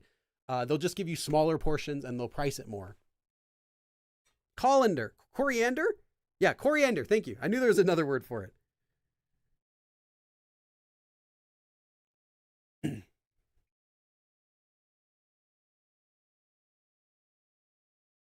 I have a very high tolerance for capsaicin. I do too with my mouth. I can eat. Actually, in my refrigerator right now, I have a jar of ghost peppers. They're very spicy, but my mouth is okay with spicy food as long as it's not hot, the temperature wise. If it's not something that's served hot, if it's hot, I can't take like hot food, like spicy food at all if it's hot. But if it's cool, then my mouth is pretty fine with spicy food. The problem is my stomach disagrees. My stomach's like, nope. Anything like, even if it's not that spicy, my stomach's like, nope, just like rejects it, doesn't like it. But yeah, as far as like eating, I'm mostly fine with that. Is Vietnamese food not popular? Yeah, they do have a lot of pho restaurants. They'll call it like Vietnamese pho. Like the restaurant name will actually be Vietnam Salguksu. So literally Vietnam pho. But they're not. The reason is Koreans, again, this is a taste preference thing. Most Koreans don't like a lot of the ingredients that go into actual Vietnamese pho. Not like touristy Vietnamese pho, but actual Vietnamese pho typically has cilantro. It has hoisin sauce, right? Koreans don't like that either. It will have, those are the two biggest things. Then what else? Oh yeah. The oyster sauce, right? It'll have oyster sauce in it too. And it'll have a lot of meat. Typically it'll be a lot of shredded meat on top, whatever your type. And that will be sometimes types of meats that are less desirable. Like it might be like the innards, like the intestines, stuff like that. And that's what you get for the authentic kind. And Koreans might not prefer that kind as much. So they'll replace the cilantro with green onions.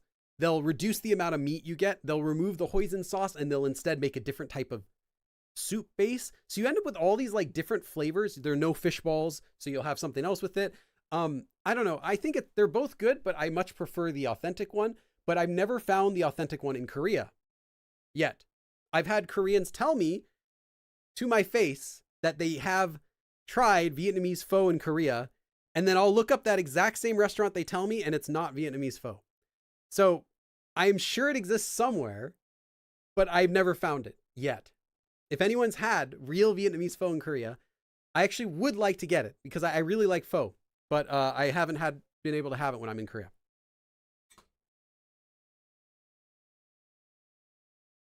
Salsa sauce. That's right. Yeah, you have to say salsa sauce. Don't ask for salsa. Salsa is what you get after you eat the salsa.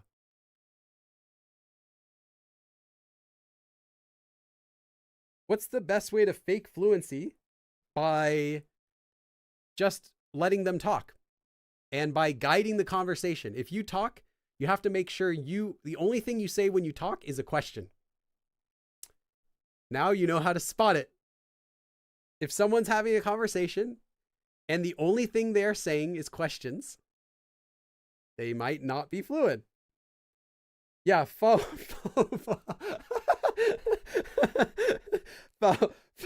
Yeah, that's good. Faux. Yeah, I get the joke you're making. I don't know how I would pronounce it.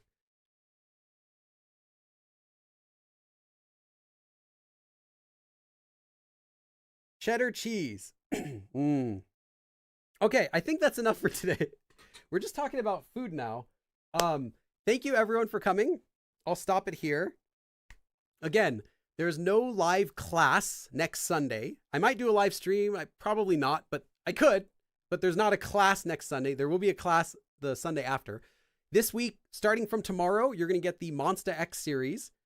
And then Thursday, you're going to see the first podcast episode. So definitely check that out. You're really going to like it. I know you're going to like it a lot. Yeah, that's pretty much it. Yeah, thanks, Keith. B says, I make my own seasoning to cook pho from scratch without MSG. I like MSG. I guess if you're someone who doesn't like lots of salt, or if you have a diet reason that you don't want to have salt, then sure, no MSG is fine, but it's just salt. What did it ever do to you? Still though, if you can make it taste good with less salt, that sounds cool. What's the difference between Nolan and Yulmore? That's typically used for, the first one's typically used for like the actual, like your view, like your sunset kind of thing. And then the first one is just the word for it. Like just that, Irtur and Yulmore, like that for the sunset. Hold on, I see a new member. Let me check that. Johanna Johansson. Thank you.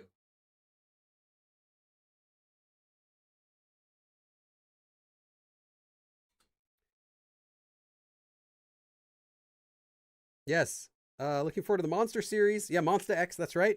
Anyway, so I'll see you again tomorrow on the new Monster X series, and I'll see you again Thursday as well on the new podcast. Again, if you're a Patreon member, you can you can listen to the podcast right now and download the transcript. But personally, if you haven't already, just wait for the video. You're going to like the video. Okay. Thanks everyone, and I will see you again next time. 그럼 다음에 또 봐.